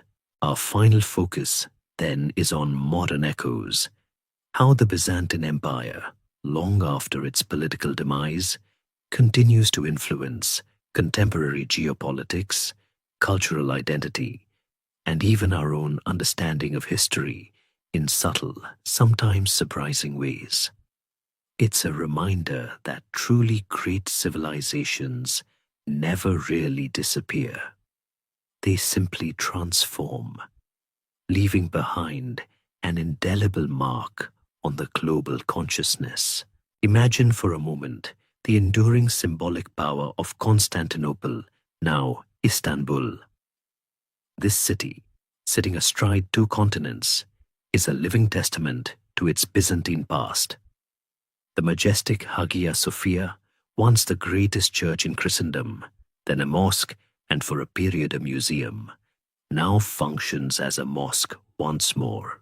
This shifting identity is a potent symbol of competing historical narratives and the ongoing tug-of-war between East and West, secularism and faith that defines much of modern Turkey. The very stones of Istanbul whisper stories of Roman emperors, Christian patriarchs, and Ottoman sultans, a fusion of legacies that continues to shape its identity and its role in the world. It's a city that literally embodies historical layers, like a geological cross-section of empires. Think about the persistent tensions between the Orthodox East and the Catholic West. The Great Schism of 1054 and the catastrophic Fourth Crusade of 1204 weren't just historical events. They created a deep-seated mistrust and differing theological and cultural trajectories that still resonate today. You can see it in geopolitical alignments, in cultural differences, and sometimes even in religious rhetoric. The perception of the other, whether the barbaric Latin or the schismatic Greek, left scars that, while perhaps less prominent, still influence how regions and peoples interact. Historians still argue whether the divide between Eastern and Western Christianity is primarily theological or a result of geopolitical and cultural divergence. It's certainly a complex, interwoven story, like a tightly knotted rope. Then there's the concept of Byzantium itself. For a long time in Western scholarship, Byzantine was almost a derogatory term, synonymous with intrigue, decadence, and stagnation, a kind of historical eye roll. Byzantine politics still means overly complex, labyrinthine, and often Machiavellian. This negative portrayal, often perpetuated by later Western historians, painted the empire as a fossilized relic compared to the dynamic emerging states of Western Europe.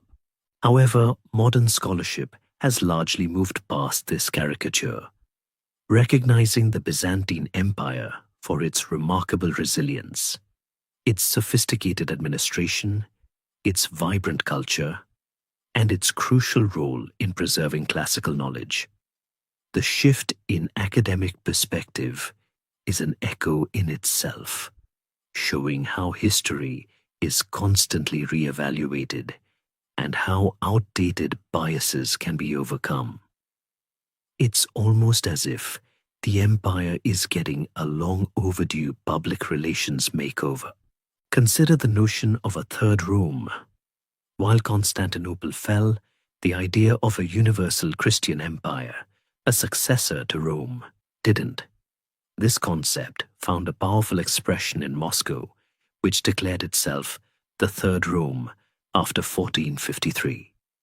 This ideology profoundly shaped Russian imperial ambitions, its self-perception as the protector of Orthodox Christianity, and its expansionist policies for centuries. Even today, echoes of this historical narrative can be seen in Russian geopolitical thinking and its cultural ties to Eastern Europe and the Middle East. It's a historical thread connecting the past to present-day international relations. And finally, Byzantium's ghost can be found in the subtle ways it shaped European identity. As a Christian bulwark against the East for 1,000 years, it protected Western Europe from numerous invasions, allowing its own distinct development. While often unacknowledged in the West, this protective shield was undeniably crucial. Its legal system influenced later European law, its art inspired new forms, and its scholarship, as we've noted, literally sparked a renaissance. It was the enduring bridge, the silent guardian, and its eventual fall had ramifications that reverberated across continents, indirectly shaping everything from trade routes to intellectual inquiry. So the Byzantine Empire may be gone from the political map, but its presence is undeniably felt. From the domes of Istanbul to the churches of Russia, from academic debates to subtle geopolitical currents, the echoes of Byzantium persist. It stands as a testament to human resilience, cultural endurance, and the profound, often invisible, threads that connect our present to a distant yet still vibrant past. Now, as the long night descends and the stories of emperors, warriors, and scholars begin to fade into the comforting darkness, imagine the city of Constantinople, resilient, enduring, a beacon of light against the vastness of time. Its walls, though silent now, still stand tall in your mind guarding centuries of whispers. Feel the gentle sway of the ancient ships on the Bosphorus. Hear the distant, soothing chants from the Hagia Sophia, and let the quiet hum of history lull you into a peaceful slumber. The world of Byzantium, with all its complexities and splendors, has unfolded before you, a testament to the enduring human spirit. Let the weight of 1,000 years settle gently, reassuringly upon your thoughts, knowing that even in sleep, you carry a fragment of that vast, magnificent legacy within you. Rest now and dream of forgotten empires and timeless echoes.